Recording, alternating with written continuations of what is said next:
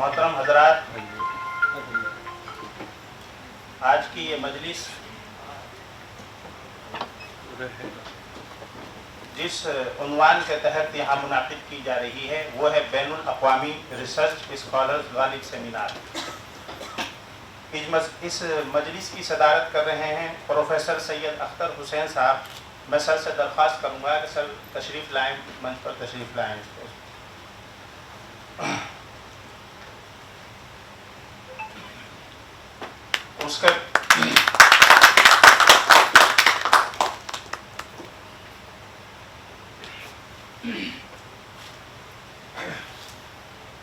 اس کے بعد میں مقالہ نگار محترمہ رانی حفیظ سے درخواست کروں گا کہ وہ بھی تشریف لائیں۔ محترمہ غزالہ شیریں اسٹیج پر تشریف لائیں۔ جناب شیخ رابعہ تبریز صاحبہ، جناب حشمت علی، غوثیہ کوثر، جناب سید انوار صفی اسٹیج پر تشریف لائیں۔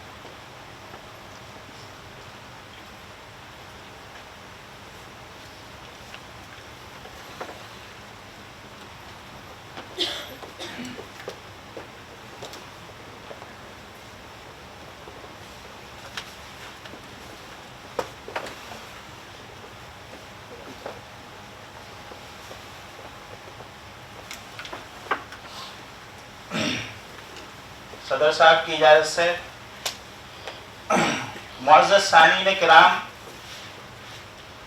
آج کی یہ مجلس ایک ایسی ادبی مجلس ہے کہ جس میں جہاں اردو ادب کی نت نئی معلومات ہمارے سامنے آئیں گی، وہیں اصلاحی پہلو بھی سامنے آئیں گے۔ میں آپ کو بتاتا چلوں کہ تقریباً 11 سال سے میں اس ادارے سے وابستہ ہوں، اس ادارے کے پروگرام میں شریک ہوتا رہا ہوں۔ جہاں سید رضا حیدر صاحب کو اس ادارے کی نمائندگی کرتے ہوئے ڈائریکٹر صاحب تھے یہاں کے، ان کو سنا اور ان کی مجلسوں میں شریک ہوا، وہاں ادریس صاحب جو موجودہ ڈائریکٹر صاحب ہیں، ان کے تقریباً کئی سالوں سے ان کے پروگراموں میں شریک ہوتا رہا ہوں، اور واقعی دن بدن ترقی دیکھنے کو مل رہی ہے۔ آپ حضرات نے دیکھا کہ جہاں قومی طور پر یہ جلسہ منعقد ہوتا تھا، ریسرچ اسکالر صرف ہندوستان کے ہی اس میں شریک ہوتے تھے، آپ نے دیکھا کہ بیرون ملک سے بھی لوگ اب اس میں شریک ہو رہے ہیں، اور انشاءاللہ ادارے کی یہ کوششیں جاری رہیں گی اور آگے اور ادارہ ترقی کرے گا۔ ہم دعا گو ہیں کہ اللہ تعالیٰ اس میں مزید ترقیات سے نوازیں۔ عباراتنا شتیٰ وحسنک واحد وکل الی ذاک الجمال یشیر۔ یہ ایک عربی شعر ہے کہ ہماری باتیں مختلف ہو سکتی ہیں، ہمارے مقالات مختلف ہو سکتے ہیں، لیکن ان سب کا ایک ہی مقصد ہے، اور وہ ہے اردو ادب کا فروغ۔ آج ہم دیکھ رہے ہیں کہ اس اردو ادب کو ہم کس طرح بلندیوں تک لے کے جا رہے ہیں، اور نت نئی معلومات ہمارے سامنے آ رہی ہیں، نئے اسکالر کو مزید حوصلہ افزائی یہاں سے ملتی رہی ہے۔ اساتذہ کے لیے اولئک آبائی فجئنی بمثلہم اذا جمعتنا یا جریر المجامع، کہ یہی ہمارے آباء و اجداد ہیں کہ ان کے جیسا کوئی لا کر کے دکھائے۔ اور حقیقت یہ ہے کہ ان 11 سالوں میں نے یہ دیکھا کہ بہت سے محققین اور مربی حضرات اساتذہ میں یہاں تشریف لائے، انہوں نے اپنے علمی موتیوں سے ہمیں نوازا، جو ان کی علمی فکریں تھیں ان سے جو ہے طلباء کو روشناس کرایا، ان کے سامنے وہ لے کر کے آئے، اور یہ سلسلہ انشاءاللہ جاری رہے گا۔ میری ایک مؤدبانہ درخواست ہے اپنے ریسرچ اسکالر سے جو یہاں آ رہے ہیں کہ ان مجلسوں کو ہرگز نہ چھوڑیں۔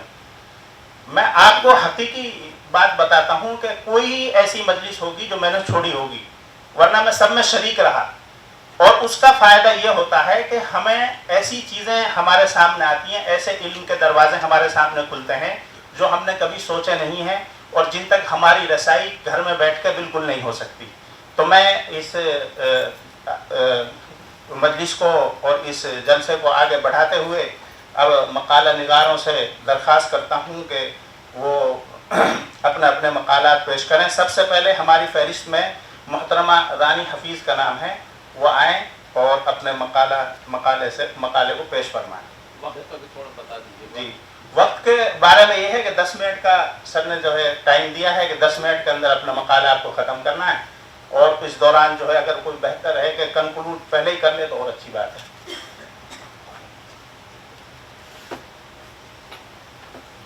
السلام علیکم ورحمۃ اللہ وبرکاتہ. میرا نام رانی حفیظ ہے. میں الہ آباد یونیورسٹی کی ریسرچ اسکالر ہوں. میرے مقالے کا عنوان ہے ہندوستان خلاصۃ التواریخ کے آئینے میں. تاریخ نویسی ایک پیچیدہ فن ہے. اس میں محض بادشاہوں یا قوموں کے عروج و زوال کی داستانیں ہی نہیں ہوتی ہیں, بلکہ تہذیب و تمدن کی پوری سرگزشت اس میں سمائی ہوتی ہے. یہ فن تاریخ ہی کی کار فرمائی ہے, جس سے یہ معلوم ہوتا ہے کہ کسی خاص دور میں کسی قوم کا طرز فکر کیا تھا. نیز معاشرت کے طور طریقے, رسم و رواج, مذہبی افکار و عقائد وغیرہ کے متعلق تمام معلومات ہمیں تاریخ ہی کی مدد سے حاصل ہوتی ہے. چونکہ یہ ایک مشکل فن ہے, اس لیے کہا جاتا ہے کہ اس فن کا حق صرف وہی مورخ ادا کر سکتے ہیں جو واقعات و حقائق کی تلاش کے علاوہ اس کے اسباب و علل کو بھی سمجھ سکتا ہے. تاریخ محض چند مشہور شخصیات یا اقتدار پر قابض طاقتور ہستیوں کے ذکر تک ہی محدود نہیں ہو سکتی, بلکہ اس میں تہذیب انسانی اور حیت اجتماعی کی مسلسل اور سرگزشت ہوتی ہے. خلاصۃ التواریخ انہی تاریخی کتابوں میں سے ایک ہے جس میں تاریخ کے فن کے تمام لوازمات موجود ہیں. یہ اورنگزیب عالمگیر کے عہد میں لکھی جانے والی ایک بہت ہی اہم اور مستند فارسی تاریخ مانی جاتی ہے, جو ایک ہندو مورخ کے قلم کا ایک نایاب اور غیر معمولی کارنامہ قرار دیا جاتا رہا ہے. اس کے مصنف منشی سجان رائے بٹالوی ہیں, جو پٹیالہ پنجاب کے رہنے والے تھے. البتہ اس کتاب کے داخلی شواہد سے یہ اندازہ ہو جاتا ہے, اور اس کتاب کو لکھنے کا مقصد اپنے وطن عزیز یعنی ہندوستان سے اپنی بے پناہ محبت اور الفت کا اظہار کرنا تھا. اس کو مکمل کرنے میں مصنف کو تقریباً 2 سال کا وقت لگا, اور 1695 عیسوی میں یہ کتاب پائے تکمیل کو پہنچی. اس کا اسلوب تحریر رواں, شگفتہ اور دلنشین ہے. اس کتاب کو 2 فصل میں تقسیم کیا گیا ہے. فصل اول کی ابتدا پانڈووں کے بزرگ راجا یدھشٹھر کے ذکر سے کی گئی ہے. سجان رائے کتاب کی ابتدا میں ہندوستان کی تعریف میں اپنی رائے کا اظہار کرتے ہوئے لکھتے ہیں, اقتباس: ہندوستان کے باشندوں اور اس جنت نشاں ملک کی لطافت و نزاکت کو بیان و تقریر کی ضرورت نہیں. زبان ان کی تقریر میں خود کو قصوروار ٹھہراتی ہے. اس ملک کی صفت یہ ہے کہ دور دراز کی ولایتوں کے باشندوں نے اس کی خوبیوں کو دیکھتے ہوئے اپنا وطن چھوڑ کر یہاں آ کر سکونت اختیار کر لی. رومی, زنگی, فرنگی, عربستانی, ایرانی, ترانی سب ہی یہاں آ کر ہندوستانی ہو جاتے ہیں. یہاں آ کر مفلس, تونگر اور بے نوا دولت مند بن جاتے ہیں. اقتباس ختم. جیسا کہ قبل میں نے ذکر کیا ہے کہ سجان رائے ایک بہترین جغرافیہ داں ہے. اس کی معلومات ہندوستان کے بارے میں بہت دقیق اور باریک نظر آتی ہے. اس کتاب میں انہوں نے ہندوستان کے تقریباً 18 صوبوں کا ذکر کیا ہے, جیسے شاہجہاں آباد, اکبر آباد, الہ آباد وغیرہ, اور ہر صوبے کی خصوصیات بھی بیان کی ہے. الہ آباد کے بارے میں وہ بتاتے ہیں کہ یہاں کی بنیاد اکبر بادشاہ نے رکھی اور اس کا نام الہ آباد رکھا. اور یہاں کی ایک خاص بات یہ بھی بتائی ہے کہ یہاں گنگا جمنا سرسوتی کا سنگم قلعے کے نیچے ہوتا ہے, اور ایک چشمہ بھی آ کر اس ندی میں مل جاتا ہے.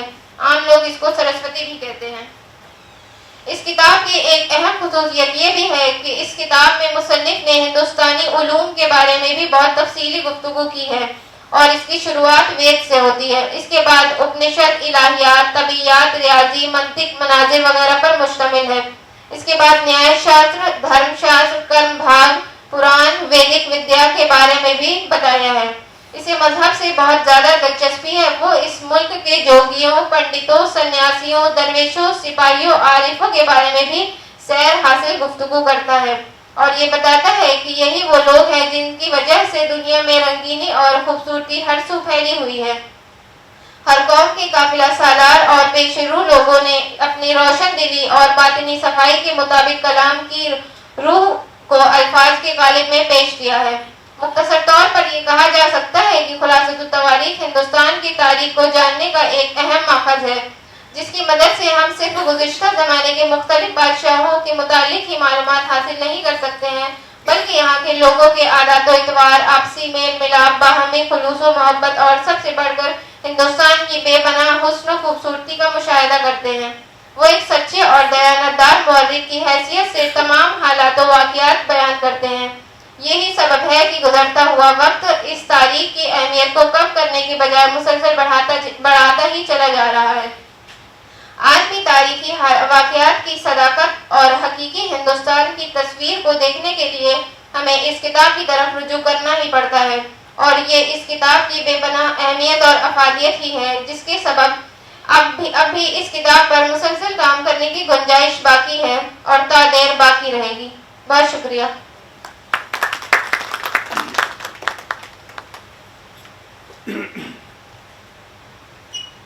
یہ تھی محترمہ رانی حفیظ صاحبہ، انہوں نے بہت ہی اچھے انداز میں اپنے مقالے کو پیش کیا ہے اور بہت ہی کم وقت میں انہوں نے اپنے مقالے کو ختم بھی کر دیا ہے۔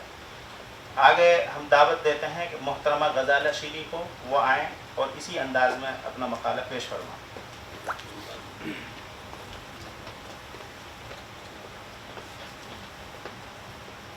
السلام علیکم۔ میرے مقالے کا عنوان ہے ہندوستانی فارسی زبان و ادب میں ادبی تنقید۔ فارسی ادب کو زمان قدیم سے ہی ناقدین ادب کی سرپرستی حاصل رہی ہے، چنانچہ آج بہت زیادہ وقت گزرنے کے بعد بھی فارسی زبان و ادب کو دنیا کی ترقی یافتہ زبان و ادب میں شمار کیا جاتا ہے۔ اس زبان کو زندہ جاوید بنائے رکھنے کے لیے اس زبان ادب کے ناقدین کی بے شمار کوششیں لائق تعظیم ہیں۔ موجودہ زمانے کے فارسی زبان ادب کی تنقیدی اصول و قواعد ہمارے ناقدین ادب کی سینکڑوں سالوں کی محنت و کوشش اور جدوجہد کا ثمرہ ہے۔ ہندوستان میں فارسی زبان و ادب میں تنقید نگاری کی باقاعدہ شروعات کب اور کہاں سے ہوئی، اس کا جواب دے پانا تو دشوار ہے، کیونکہ اس فن پر ابتدا میں بحیثیت فن کے کوئی کام نہیں کیا گیا۔ یہی سبب ہے کہ اس کی ابتدائی آثار بہت غیر واضح اور مبہم ہیں۔ ایران میں فارسی ادبی نقد نویسی کے حوالے سے سید محمد نواب کریم اپنی رائے دیتے ہوئے بالکل درست کہتے ہیں، ایران کی زندگی تساہل پسند و سہل انگیز تھی، تازہ افکار اور زندہ خیالات اس بنجر زمین سے پھوٹ ہی نہیں سکتے تھے۔ جو اصول و نظریات ان کو وراثت میں ملے تھے ان کو بلا چواں چرا اپنے سینوں سے لگائے رہے۔ رفتار زمانہ نے ان پر جیسے کوئی اثر ہی نہ ڈالا ہو۔ زندگی کے ہر شعبے میں جمود کی کار فرمائی تھی، شعر و ادب بھی اس سے مستثنیٰ نہ تھے۔ شاعری یا تو فرضی عشق کے دام میں گرفتار تھی یا نام و نہاد عرفان و تصوف کے گھروندے میں قید۔ اس پیوست زدہ ماحول و معاشرہ میں حیات کے بوکل مناظر و مظاہر جیسے اپنے اندر ان کے لیے کوئی کشش ہی نہیں رکھتے تھے۔ ایسی حالت میں تنقید جو انتہائی بیدار اور مغزی کی تقاضی ہے کب پھول پھل سکتی تھی؟ اس کی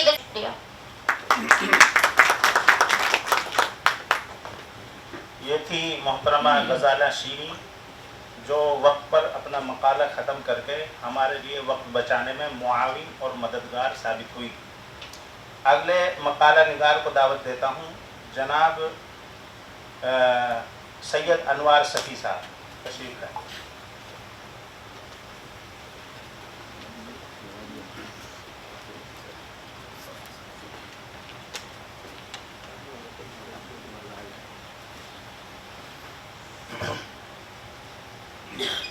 بسم اللہ الرحمن الرحیم۔ سلام و آداب۔ میرا نام سید انوار صفی ہے، میں شعبہ فارسی لکھنؤ یونیورسٹی لکھنؤ سے ہوں۔ سب سے پہلے اللہ رب العزت کا شکر و احسان ہے کہ اس نے ہمیں اس سیمینار میں شرکت کی توفیق عطا فرمائی۔ اس کے بعد میں شکریہ ادا کرتا ہوں غالب انسٹیٹیوٹ کے ڈائریکٹر ڈاکٹر محمد ادریس صاحب کا، ڈاکٹر محضر صاحب کا، اور ہمارے عزیز بیٹھے ہیں جن کے نام سے میں واقف نہیں ہوں لیکن ان کے خلوص نے بڑا متاثر کیا ہے۔ میں ان سب کا شکریہ ادا کرتا ہوں، اور اس موقع پر میں اپنے اساتذہ کا شکریہ ضرور ادا کروں گا، خاص طور سے صدر شعبہ فارسی ڈاکٹر سید غلام نبی احمد صاحب، جنہوں نے اپنے شعبے کی نمائندگی کے لیے میرے نام کا انتخاب کیا اور کرم فرما استاد پروفیسر سابق صدر شعبہ پروفیسر عمر کمال الدین صاحب اور ہمارے نگراں ڈاکٹر حافظ شبیب انور علوی صاحب اور ابھی ہمارے بہت ہی مشفق و مہربان استاد تشریف لا رہے ہیں جو دوسری نشست کو سماعت کریں گے، ڈاکٹر ارشد القادری صاحب جامعہ ملیہ اسلامیہ۔ میں خوش نصیب ہوں، سعادت مندی ہے میری کہ میں استاد الاساتذہ کے سامنے میں مقالہ نہیں پڑھوں گا، میں سبق سناؤں گا۔ میری یہ حیثیت نہیں کہ میں آپ کے سامنے مقالہ پڑھ سکوں۔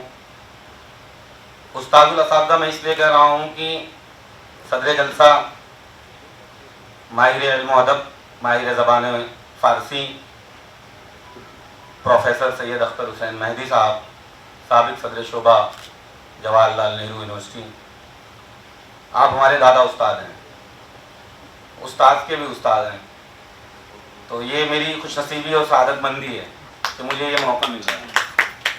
میں اپنے آپ کو بہت اللہ کی بارگاہ میں بڑے خلوص کے ساتھ شکریہ ادا کرتا ہوں۔ میرے کیف حضرات محترم، سامعین محترم، میرے مقالے کا عنوان ہے حضرت شاہ علی انور قلندر کی فارسی خدمات، معنویت و اہمیت۔ سرزمین اودھ کے متعدد قصبات اپنی مختلف خوبیوں کی وجہ سے تاریخ کا حصہ رہے ہیں۔ انہی قصبات میں قصبہ کاکوری ہے۔ کاکوری کا کباب بہت مشہور ہے۔ کاکوری میں جو ہے ٹرین جو انگریزوں کی لوٹی گئی تھی، وہ حادثہ بہت زیادہ شہرت حاصل ہے اس کو۔ کئی نسبتوں سے کاکوری کو جو ہے بڑی حیثیت حاصل ہے۔ اس قصبے کی تاریخ 1000 سال سے متجاوز ہے۔ یہ قصبہ اپنی گوناگون خدمات کی وجہ سے آج بھی معروف ہے۔ کاکوری کے صاحبان علم و فن نے اگر ایک طرف اپنی علمی و ادبی خدمات سے کاکوری کا نام روشن کیا، تو دوسری طرف بوریا نشین خانقاہی مزاج رکھنے والے اہل اللہ نے نہ جانے کتنے تاریک دلوں میں معرفت کی روشنی ڈال دی اور ان کے دلوں کی قدورت کو صاف کر کے محبت انوار الہیہ بنا دیا۔ شعر و سخن کے میدان میں اترے تو اپنے معاصرین پر سبقت لے جا کر اپنی قابلیت کا لوہا منوایا۔ اہل کاکوری کو علم و فضل کی بنیاد پر فتاوی عالمگیری کی تدوین میں شریک رہنے کا موقع میسر آیا اور اپنی خداداد صلاحیتوں کی بنیاد پر سلطنت مغلیہ کے دست بازو بن کر نہایت ہی ایمانداری سے اپنے فرائض کو انجام دیتے رہے۔ صوبہ اودھ کے قیام کے بعد بھی حکومتی سطح پر اپنی خدمات دیتے رہے۔ گویا یوں کی کہہ لیا جائے کہ اہل کاکوری علم و فضل کے میدان میں اگر فارابی اور رازی کی یادگار رہے تو خلوت نشینی اور زہد و تقوی میں رشک و جنید و بایزید بن کر ہوئے۔ اگر ایک فارسی زبان و ادب میں صوفیانہ افکار و نظریات کا شاہکار نظر آتی ہے، زندگی کے مختصر عرصے میں اتنی تعداد میں اتنی اچھی اور معیاری کتابوں کی تصنیف و تالیف بلا شبہ آپ کی ایک اعلیٰ علمی کرامت ہے۔ یہ آپ کی تحقیقات اور فارسی زبان میں آپ کی خدمات کا ایک اجمالی ذکر تھا۔ ان تمام تصانیف سے آپ کی علمی تبحر اور ظاہری و باطنی جامعیت کا اندازہ ہوتا ہے۔ آپ کا اصل مقصد محض فیض رسانی خلق نہ تھا نہ کہ اوروں کی طرح شہرت و نام و نمود۔ گر قبول افتد زہ عز و شد۔ خدا حافظ۔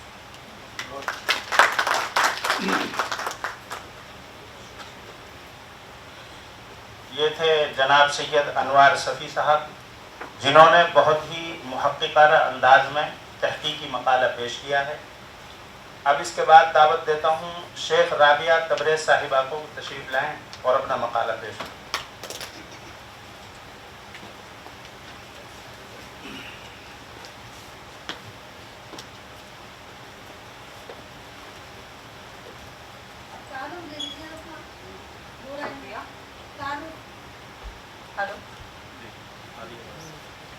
آداب، میرا نام شیخ رابعہ تبریز ہے اور میں شعبہ اردو ممبئی یونیورسٹی کی نمائندگی کر رہی ہوں۔ مقالہ پیش کرنے سے قبل میں غالب انسٹیٹیوٹ کو رواں سال کے سہروزہ بین الاقوامی ریسرچ اسکالرز غالب سیمینار کے انعقاد کے لیے مبارکباد پیش کرتی ہوں اور مدعو کیے جانے پر ان کی شکر گزار ہوں۔ پی ایچ ڈی کے تحقیقی مقالے کا موضوع احمد جمال پاشا کی طنز و مزاح نگاری کا تنقیدی جائزہ ہے، لیکن آج جو مقالہ پیش خدمت ہے اس کا عنوان احمد جمال پاشا بحیثیت مدیر اودھ پنچ کے تیسرے دور کے حوالے سے۔ اودھ پنچ کے تیسرے اور آخری دور کا آغاز सितंबर 1959 में लखनऊ से हुआ और सितंबर 1961 में तीसरे दौर के चौथे शुमारे और मजमूई तौर पर 13 शुमारे शाये होने के बाद तारीख के सफात की नज़र हो गया। इसका ज़माना कुल 3 वर्षों पर मुहित है। इस तीसरे दौर की इदारत का फरीज़ा अहमद जमाल पाशा ने अंजाम दिया। अवध पंच के तीसरे दौर की वजह तस्मिया ज़फ़र कमाली अपनी तसनीफ मुतालिकात अहमद जमाल पाशा में बयान करते हैं। कोट, अहमद जमाल पाशा जब अलीगढ़ से एमए करने के बाद लखनऊ वापस आए तो उन्होंने अपने दोस्त डॉक्टर कमर रईस के मशवरे से अवध पंच की मुर्दार जिस्म में एक बार फिर रूह फूंकने की कोशिश की। अनकोट। तीसरे दौर का अवध पंच सरफराज कौमी प्रेस, नादान महल, लखनऊ से छपकर दफ्तर अवध पंच, सरोली मंजिल, कच्चा हाता, अमीन आबाद, लखनऊ से शाये होता। मुआविन मुदीरों में दिसंबर 1959 में शाये होने वाले चौथे शुमारे में आफ्ताब अख्तर और वकार पाशा के नाम मिलते हैं। 7वें से 10वें शुमारे के मुआविन मुदीर साजिद सिद्दीकी और वाली आसी हैं। तीसरे साल के शुमारों की सरपरस्ती एम ए लारी ने की। शुरू के 7 शुमारे बाकायदगी से निकले, लेकिन 8वें शुमारे से ये पाबंदी बरकरार ना रह सकी और आखिरी के 5 शुमारे बेकायदगियों का शिकार हो गए। ये कपूर पर पहला नंबर था जो उनकी जिंदगी में निकला। अनकोट। इससे खास नंबर में अहमद जमाल पाशा की मशहूर पैरोडी कपूर एक तहकीकी और तनकीदी मुताला शामिल है। कन्हैयालाल कपूर की पैरोडी गालिब जदीद शुरा की मजलिस में के जवाब में गुलाब अहमद फुरगत काकूरी ने मिर्जा गालिब का खत कन्हैयालाल कपूर के नाम तहरीर किया है। वजीर आगा ने कपूर का फन में कन्हैयालाल कपूर की तसानीफ संगोफिश्त, शीशा तीशा और नर्म गर्म का तकाबली मवाजना किया है। इस खुसूसी नंबर में कन्हैयालाल कपूर उर्फ के.एल. कपूर ने बजाते खुद अपना तारुफ पेश किया है। ये तारुफ एक बेहतरीन खाका है। तकरीबन 10 सफ़हात पर मुश्तमिल इस खाके में कन्हैयालाल ने अपनी शख्सियत का दिलकश अंदाज में इहाता किया है। इस नंबर के दूसरे मज़ामीन के उन्वान कन्हैयालाल कपूर, संगोफिश्त, चंगो रबाब पर एक तिरछी नज़र, शीशा और तीशा, कन्हैयालाल कपूर, जय कन्हैया, कन्हैयालाल कपूर, बालों पर के आईने में, ब्रिज बानों का इश्क, कन्हैया की बेतकल्लुफी, आयात कपूर, कन्हैयालाल कपूर से तसनीफी मुलाकात, कन्हैयालाल कपूर और कन्हैयालाल कपूर लताइफ के आईने में हैं, जिनके मुसन्निफीन बिलतरतीब रशीदुद्दीन, शारिक रुदौलवी, महमूदुल हसन रिजवी, हसन कमाल, जकी काकोरवी, फिक्र तौंसवी, तखल्लुस भोपाली, सहीरा नसीम, अख्तर बिस्वी, अहमद इब्राहिम अलवी, सागर मेहदी, तमन्ना मुजफ्फरपुरी और रशीदुद्दीन हैं। कन्हैयालाल के जो मज़ामीन इस खास नंबर में शामिल हैं उनमें संगो फिश्त से गालिब जदीद शुरा के एक मजलिस में, शीशा और तीशा से अहले ज़बान, चंगो रबाब से सदाकत, नोगो नश्तर से बरश बानो, बालो पर से गुबारे खातिर, गर्द कारवार से दो को लड़ाना और एक गैर मतबुआ मजमून बउनवान इंतसाब है। अवध पंच का तीसरा दौर अहमद जमाल पाशा के अदालती पहलुओं को नुमायां तौर से वाज़ेह करता है और बहैसियत मुदीर उनकी सलाहियतों का एतराफ़ करने पर मजबूर करता है। इस दौर के अवध पंच का एक मुख्तसर खाका पेश किया गया है जो तफसील तलब है, लेकिन ये मकाला तबालत का मुतमहिल नहीं, लिहाजा यहीं पर बात का सिलसिला खत्म किया जा रहा है। शुक्रिया।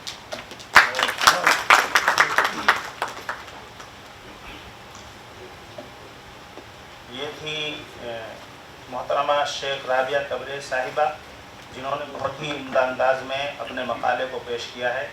अगले मकाले निगार को दावत देता हूँ, गौसिया कौसर साहिबा तशरीफ़ लाएँ और अपना मकाला पेश करें।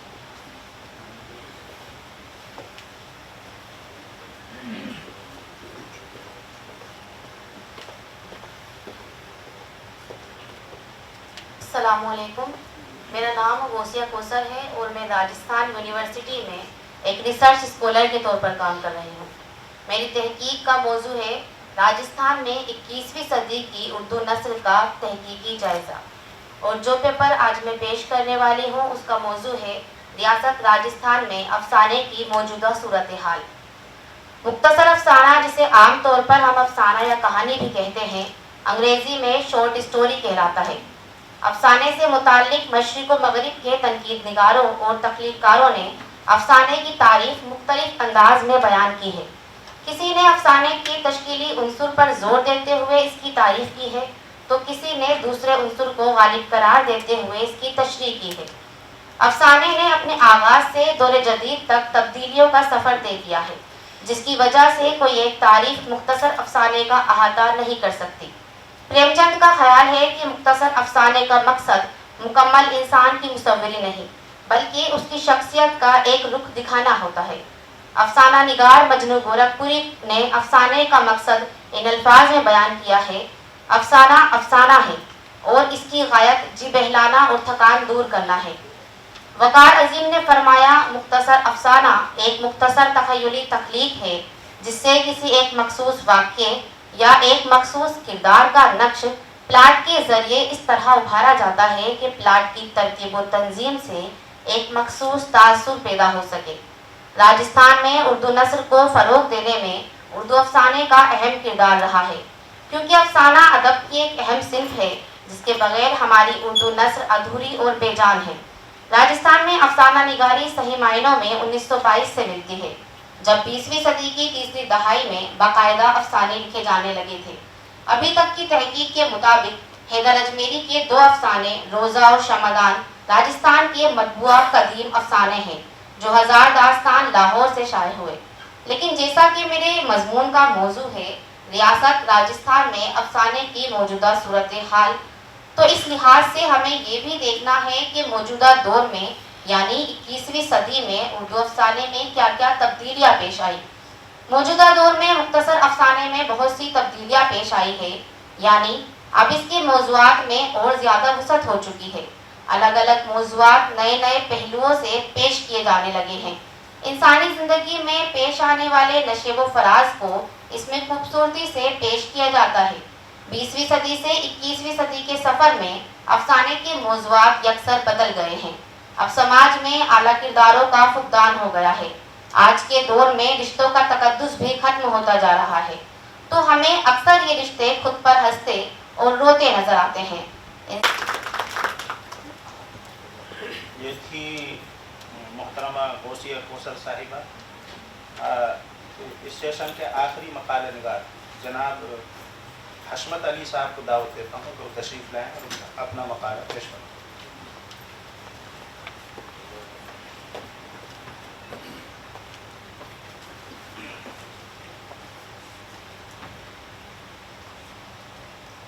حاضرین مجلس، السلام علیکم ورحمۃ اللہ وبرکاتہ۔ میں حشمت علی، ریسرچ اسکالر، جے پی یونیورسٹی چھپرا۔ میں مفتی محمد انیس عالم حیات و خدمات کے موضوع پر جے پی یونیورسٹی چھپرا سے professor Sami Ahmad, dean faculty of humanities کی نگرانی میں تحقیق کر رہا ہوں، اور آج کے اس مقالے کا عنوان مفتی محمد انیس عالم انیس کی نعتیہ شاعری ہے۔ صدر محترم سے اجازت چاہتا ہوں۔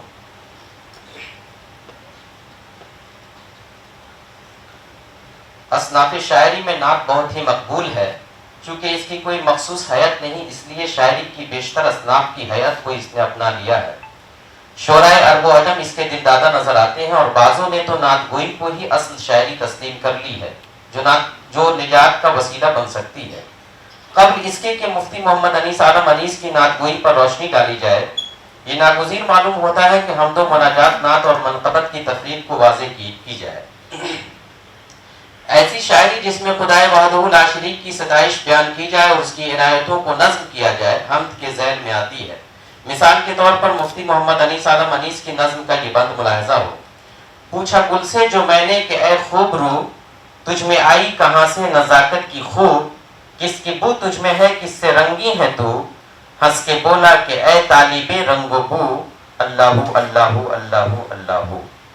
مناجات کا تعلق حمدیہ قبیل کی ویسی شاعری سے ہے جس میں خدا کی صفات کا ذکر کر کے اس کی خوشنودی حاصل کی جائے تاکہ حصول مدعا ہو سکے۔ انیس کی نظم کا یہ بند ملاحظہ ہو جو مناجات کے رنگ میں ہے: ابر رحمت سے کر دے نہال اے خدا، गंज इरफा से कर माला माल है खुदा, है यही मेरा तुझसे सवाल है खुदा।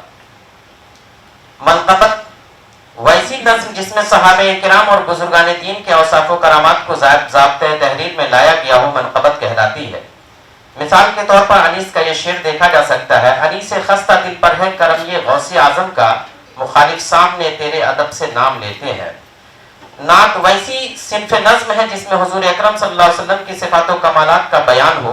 विलादत बासआदत हुज़ूर अकरम सल्लल्लाहु अलैहि वसल्लम से लेकर आज तक ऐसे बेशुमार शोरा पैदा हुए जिन्होंने नात गोई में महारत हासिल की और इस फन को परवान चढ़ाया। नात गोई की इब्तिदा अरबी शायरी से होती है। सरवर कौनैन सल्लल्लाहु अलैहि वसल्लम की तारीफ और तौसीफ के लिए एक मोमिन का दिल मचलता है और वो हुब्बे नबी से सरशार होकर कल्बी सुकून पाता है। अरबी के मशहूर शोरा हजरत हस्सान बिन साबित और काब बिन जुबैर ऐसे खुशनसीब हैं जिनके यहाँ नात गोई के इब्तिदाई नुक़ूश मिलते हैं और वो बज़बान रिसालत मुआब सल्लल्लाहु अलैहि वसल्लम सताइश हासिल कर चुके हैं। दीगर उलूम व फ़नून की तरह नात बवसीले अरबी फारसी शायरी में दाखिल हुई और इसने इर्तिकाई सफ़र जारी रखा। फारसी के मशहूर शोरा में मौलाना रूम, सादी, हाफिज, जामी, उर्फी, अमीर खुसरू वगैरह ने इसके तक़द्दुस को जाना और इसमें अपने कलम का जौहर दिखाया। मिसाल के तौर पर यह अशार मुलाहजा हो कि वसफत कुनत सादिये ना तमाम अलैका सलात ए नबी वस्सलाम, हजार बार बशोयम दहन जमुश को गुलाब, हुनूज नाम तु गुफ्तन कमाल बेअदबीस। उर्दू में नात गोई की रिवायत इस ज़बान के आखिरी आगाज से ही मिलने लगती है। सूफिया किराम के अहद में ये उन्हें मरगूब रही और उनके बाद ये सिलसिला जारी है। अमीर खुसरू से लेकर अहद हाजिर तक के मुस्तनद शोरा इस सिनफ की आबियारी करते रहे हैं। वली दखनी की शायरी में नात गोई का ये अंदाज देखा जा सकता है, या मोहम्मद दो जहां की अहद है तुझ जात सू, खल्क को लाजिम है जिसको तुझ पे कुर्बान करे। मीर तकी मीर शहनशाह तगज़्ज़ुल ही सही, मगर उन्होंने नात गोई को महज रस्मी तौर पर नहीं अपनाया, बल्कि उनका कलाम इश्क़ रसूल के जज्बे से लबरेज है। जलवा नहीं है नज़्म में हुस्ने क़बूल का, दीवान में गर शेर नहीं नाते रसूल का। दाग शायरी में सरासत और रवानी के लिए मशहूर हैं। उनके यहाँ भी इश्क़ रसूल का जज्बा देखा जा सकता है। शफ़ीए उमम रोज़े महशर तुम ही हो हमारा मोहम्मद सहारा, बुला लो मदीने में फिर दाग को तुम, नहीं हिंद में अब गुजारा मोहम्मद। अल्लामा इक़बाल जो कि मिल्ली शायर हैं, उन्होंने भी अपने कलाम में खुदा के बरगुज़ीदा नबी को खातिमुल अंबिया करार दिया है और उनसे इश्क का सादिक जज्बा पेश किया है। अशार मुलाहजा हो, वो दानाए सुबुल खत्मुर रसूल मौलाए कुल जिसने गुबारे राह को बख्शा फरोग़े वादिये सीना, निगाह इश्क मस्ती में वही अव्वल वही आखिर, वही कुरान वही फुरक़ान वही यासीन वही तहा। नात गोई के दामन में जहाँ हिंदो पाक के मुख्तलिफ शोरा ने पनाह ली, वहीं सरजमीन बिहार के शोरा ने भी इस पाकीज़ा सिनफ की तरफ तवज्जो दी, जिसके नतीजे में बिहार के मुख्तलिफ खित्तों में नात गोयों का एक सिलसिला मिलता है। उनमें जोशिश, अजीमाबादी, शौक, नीमवी, कतील, दानापुरी वगैरह के नाम एहतराम से लिए जाते हैं। मुफ्ती मोहम्मद अनीस आलम अनीस बिहार के ऐसे सपूत हैं जिन्होंने खुदादाद मलका शेरी की बदौलत उर्दू शायरी को परवान चढ़ाया और नात गोई में मिराज कमाल हासिल किया। नात का फन इश्क़ रसूल के सच्चे जज्बे की अक्कासी करता है और खुदा के बरगुज़ीदा नबी सल्लल्लाहु अलैहि वसल्लम से अपनी अकीदत का इजहार करता है। शान मुस्तफ़ाई को मनहूस रखना और उसे एहतियात से पेश करना नात गोई का मुक़द्दस फरीज़ा है। जिस इंसान के दिल में इश्क़ रसूल जागुज़ी होता है, वो मोहम्मद सल्लल्लाहु अलैहि वसल्लम और उनके मुतल्लिक़ात से बेपनाह उल्फत रखता है। अनीस के यहाँ इश्क़ रसूल की सच्ची कसक मिलती है, तभी तो उनके अशार मदीना, मोहम्मद रोज़े की जाली वगैरह से भरे पड़े हैं। इसमें शक नहीं कि मोहम्मद सल्लल्लाहु अलैहि वसल्लम नबी आखिरुज़्ज़मां बनकर तशरीफ़ लाए, जिसका इक़रार अनीस की शायरी में बार बार मिलता है।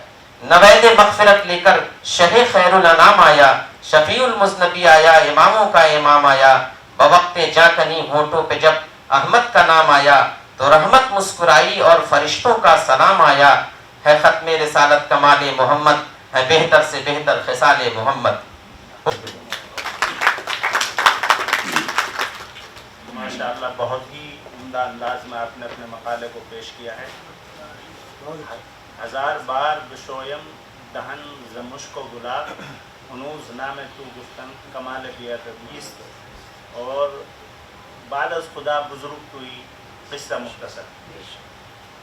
इस मकाला اردو خدا کے بعد آپ ہی سب سے بڑے جو ہیں بزرگ ہیں، یا آپ ہی سب سے بڑے انسان ہیں، یہ اس کا ترجمہ ہے. خیر، یہاں تمام مقالہ نگار نے اپنے مقالات کو پیش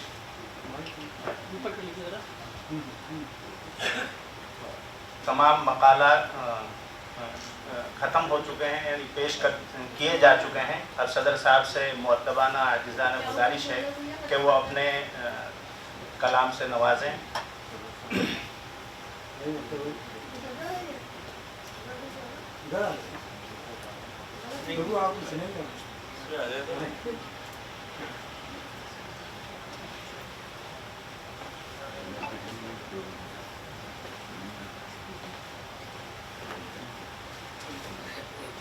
خواتین و حضرات، بہت ہی عزیز ریسرچ اسکالرس، آج کا جلسہ ریسرچ اسکالرس کا جلسہ. اس جلسے میں 6 مقالے پیش کیے گئے ہیں اور میں ذاتی طور پہ ان مقالوں سے بہت مستفیض ہوا ہوں. لیکن کچھ ایسی بات ہے کہ جو اپنے ریسرچ اسکالرس کے ساتھ میں شیئر کرنا چاہتا ہوں، اور خیال خاطر احباب بھی ہے کہ انہیں کہیں ٹھیس نہ لگے، اسی لیے انفرادی طور پہ میں گفتگو نہیں کرنا چاہتا ہوں، بلکہ اجتماعی طور پہ کچھ عرض کرنا چاہتا ہوں. ایک زمانہ تھا کہ میں بھی ریسرچ اسکالرس تھا، اور وہ دور اور آج کا دور 2 مختلف دور ہیں. ہمارے وقت میں کل کی فکر ہمیں نہیں تھی، اور گزرے ہوئے کل کی یاد بھی ہمیں نہیں تھی. ہم اپنے دور میں جس گھڑی میں رہتے تھے، اسی گھڑی اسی پل میں رہتے تھے. آرام، آسائش، سکون، تمام چیزیں میسر تھی. لائبریری جایا کرتے تھے، اساتذہ سے ملتے تھے. لیکن آج سے 30-35 سال پہلے جو دنیا تھی، آج وہ دنیا نہیں. آج کی دنیا ریسرچ اسکالرس کے لیے بہت ہی دشوار کن دنیا ہے، دشواریوں سے بھری ہوئی ہے. ریسرچ کا دار و مدار پیسے کے اوپر ہے. اگر ریسرچ اسکالرس کو وظیفہ نہیں ملے، وہ ریسرچ نہیں کر سکتے. کوئی استاد رہنما، ریسرچ گائیڈ اپنی تنخواہ سے انہیں وظیفہ نہیں دے گا. تو ہم دیکھ رہے ہیں ایک طرف ہمارا فنڈ خشک ہوا جا رہا ہے، دوسری طرف ہم دیکھ رہے ہیں کہ ہمارے آرام اور تساہل کے تمام سامان مہیا کیے جا رہے ہیں. ہمارے پاس ایک گیجٹ آ گیا ہے جسے ہم واٹس ایپ کہتے ہیں، انٹرنیٹ کہتے ہیں، موبائل کہتے ہیں. ایک پل میں تمام اطلاعات ہمارے پاس موجود آ جاتی ہے. اس طرح کے حالات میں رہ کر ریسرچ کو زندہ رکھنا ایک بہت ہی مشکل کام ہے. میں نے جو مقالے سنے ہیں یہاں، اس کی نوعیت اگر دیکھی جائے تو یہ زیادہ توصیفی اور بیانیہ مقالے تھے. اس میں سن رہا ہوں تعریف کے پل باندھے جا رہے ہیں اور کنٹینٹ اٹھا کر کے پیش کر دیا جا رہا ہے. کسی طرح کی جہت یا کسی طرح کا ڈائریکشن ہماری تحقیق میں نہیں ہے. جب تحقیق میں کوئی ڈائریکشن نہیں ہوگا تو وہ توصیف اور بیانیہ بن جائے گا. تو ہمارے لیے ایک ڈائریکشن اور ایک جہت بہت ضروری ہے، کیونکہ آج کی دنیا کچھ آپ سے چاہتی ہے. میں نے جیسے عرض کیا تھا کہ حالات دوسرے ہیں. اسکالرشپ کم سے کم مل رہے ہیں بچوں کو، پڑھنے والے بہت زیادہ ہو رہے ہیں. پہلے یہ تھا کہ جب عباس صاحب یا خواجہ صاحب یا ہم لوگ جب ریسرچ کرتے تھے تو تعداد ریسرچ اسکالرس کی بہت کم تھی. لیکن اب ریسرچ اسکالرس کی تعداد بہت بڑھ رہی ہے، اور فنڈ کٹ کا یہ عالم ہے کہ ہماری جواہر لال نہرو یونیورسٹی جیسی یونیورسٹی میں آدھا سے کم فنڈ دیا جا رہا ہے. تو وہاں ٹیچروں کی تنخواہ دینا بہت मुश्किल काम है तो रिसर्च स्कॉलर्स को वजीफ़ा यूनिवर्सिटी कहाँ से दे।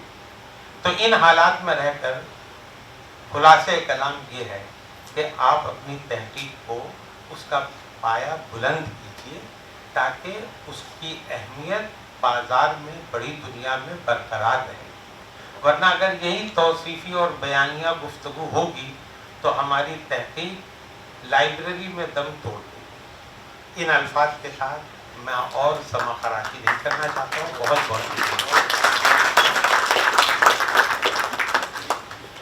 बहुत शुक्रिया सर।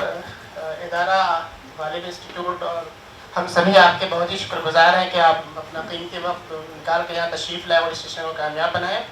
उसके अलावा इस अगले सेशन में बैरून हिंद से दो मकाले निगार हमारे दरमियान तशरीफ़ फरमाए मोहतरमा कुलादोज़ मोहम्मदी साहिबा और मोहतरमा हुदा अली साहिबा, हम आपका इस्तकबाल करते हैं और खुशामदीद कहते हैं। आप तमाम मकाला निगार से गुजारिश है कि इस सेशन के बाद म्यूज़ियम में तशरीफ़ ले जाएँ और वहाँ आपके लिए फ़ोल्डर है वो ले लें। उसके अलावा इस बैनुल-अक़वामी रिसर्च स्कॉलर सेमिनार के आखिर सेशन में शाम वाली जो सेशन होगा उसकी कंप्लीट होने के बाद एक ग्रुप तस्वीर ली जाएगी। तो आप तमामी मकाला निगार से गुजारिश है यहाँ तशरीफ़ रखेंगे ताकि वो तस्वीर हो फिर वो पेपर में भेजा जाए। बहुत शुक्रिया। चाय के लिए तशरीफ़ ले जाए, 10 मिनट के बाद दूसरा सेशन शुरू होगा। इस सेमिनार की ये इम्पोर्टेंस है, एक तो ये पूरी दुनिया में पहुंच रहा है ऑनलाइन, इसकी फ़ायदा ये है क्योंकि आप जो वीडियो बना रहे हैं, जो आप यूट्यूब से पैगाम जा रहा है, पूरी दुनिया में पैगाम जा रहा है, तो उनको ऐसा करना चाहिए। लेकिन बहरहाल अच्छा कदम है, ऐसे काम होते रहना चाहिए। मुलाकातें होती हैं, लोग आते हैं, एक दूसरे के तबादला ख्याल होता है तो अच्छा लगता है। एक अच्छा वो है कदम उठाया, एक अच्छा उन्होंने। लेकिन ये कि नौजवानों को और ज़्यादा बुलाना चाहिए, इसके लिए शुक्रिया।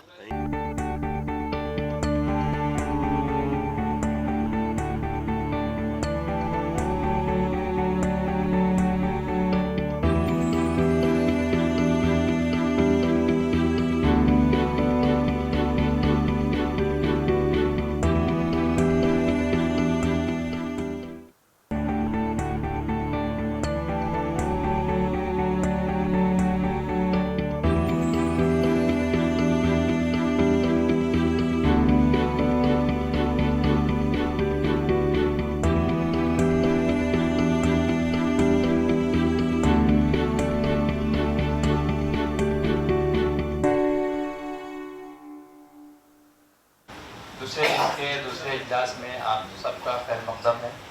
हज़रात, आप जैसा कि जानते हैं कि इस सेशन में दो बैरून मुल्क से रिसर्च स्कॉलर तशरीफ़ लाए हैं, वो अपना मकाला पेश करेंगे। और उस सेशन के आगाज़ से पहले मेरी ख्वाहिश है कि एक तालिब रामपुरी साहब, यानी अदब की दुनिया में बहुत से ऐसे लोग होते हैं जो बड़ी खामोशी के साथ और बड़ी नर्म रवि से और यानी बड़ी लगन के साथ अदब की गेसू संवारते हैं, उसके पेचोखम निकालते हैं।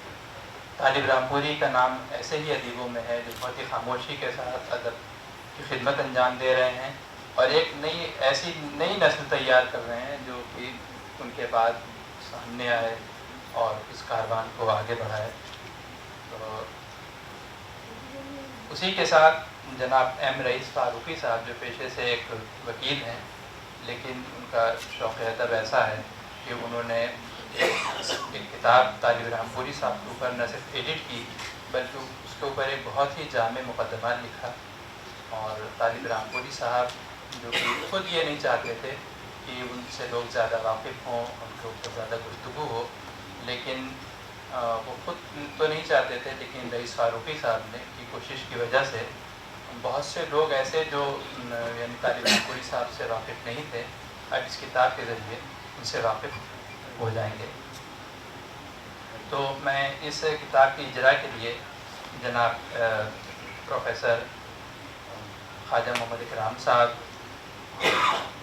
इस किताब के मुरत्तिब एम रईस फारूकी साहब, जनाब तालिब रामपुरी साहब, जनाब अरशद क़ादरी साहब और डायरेक्टर इदरीस अहमद साहब से गुजारिश कर रहा हूँ कि आप स्टेज पर तशरीफ़ लाएँ और इस किताब की रस्मी इजरा की रस्म अदा फरमाएँ।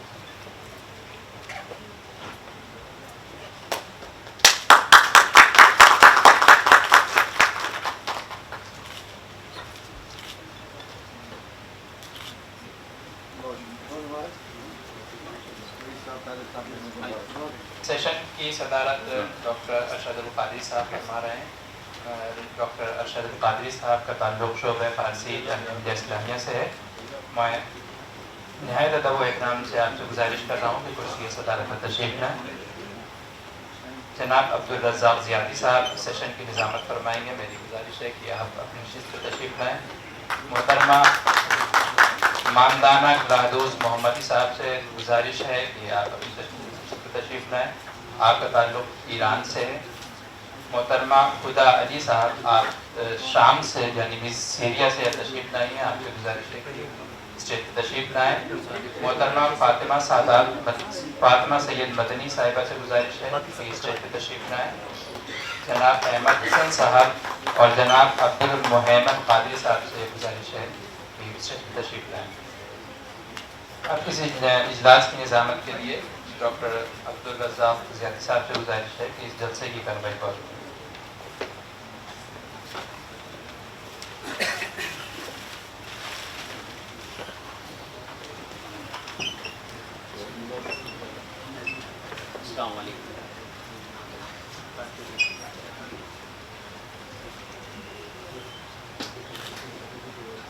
गालिब इंस्टीट्यूट के ज़ेर एहतमाम से रोज़ा बैनुल-अक़वामी रिसर्च स्कॉलर सेमिनार के तीसरे दिन के छठे और आज के दूसरे इजलास में आप तमाम अहबाब का खैर मक़दम है। इजलास के बाकायदा आगाज़ से कबल मैं आप अहबाब की खिदमत में ये अर्ज़ कर दूँ कि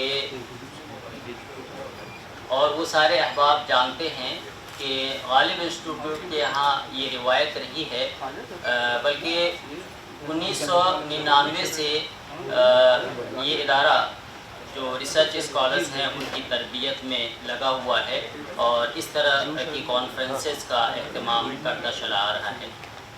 ये भी उसी सिलसिले की कड़ी है। इसके लिए मैं इस इदारे के सरबराह और डायरेक्टर मोहम्मद इदरीस साहब और दीगर जो ज़िम्मेदारान हैं उन तमाम का शुक्रगुज़ार हूँ और कि उन्होंने हमारे लिए इतना अच्छा प्रोफेसर क़िदवाई साहब जो उस्तादुल असातिज़ा की हैसियत रखते हैं, सर का हम शुक्रगुज़ार हैं कि उन्होंने ये सिलसिला अभी तक जारी रखा है और हम तलबा को यहाँ पे तरबियत का मौका फ़राहम कर रहे हैं। गालिब इंस्टीट्यूट को ये इम्तियाज़ हासिल है कि ये हर तरह से वो तलबा जो मेहनत कर रहे हैं उन तलबा को जो है यहाँ पे मौका दिया जाता है और वो आते हैं और अपने मकाले पढ़ते हैं। शायद इस तरह के मौक़े दूसरी अकादमियों में कम ही तलबा को मुयस्सर हैं और वो इस्तेफ़ादा कर पाते हैं। असातिज़ा के यहाँ पे पहले रो में असातिज़ा इकराम बैठे हुए हैं। प्रोफेसर उस्ताद मोहतरम प्रोफेसर ख्वाजा इकराम साहब, प्रोफेसर अबू बकर अब्बास साहब और दूसरे असातिज़ा भी मौजूद हैं। आज के इस इजलास के सदर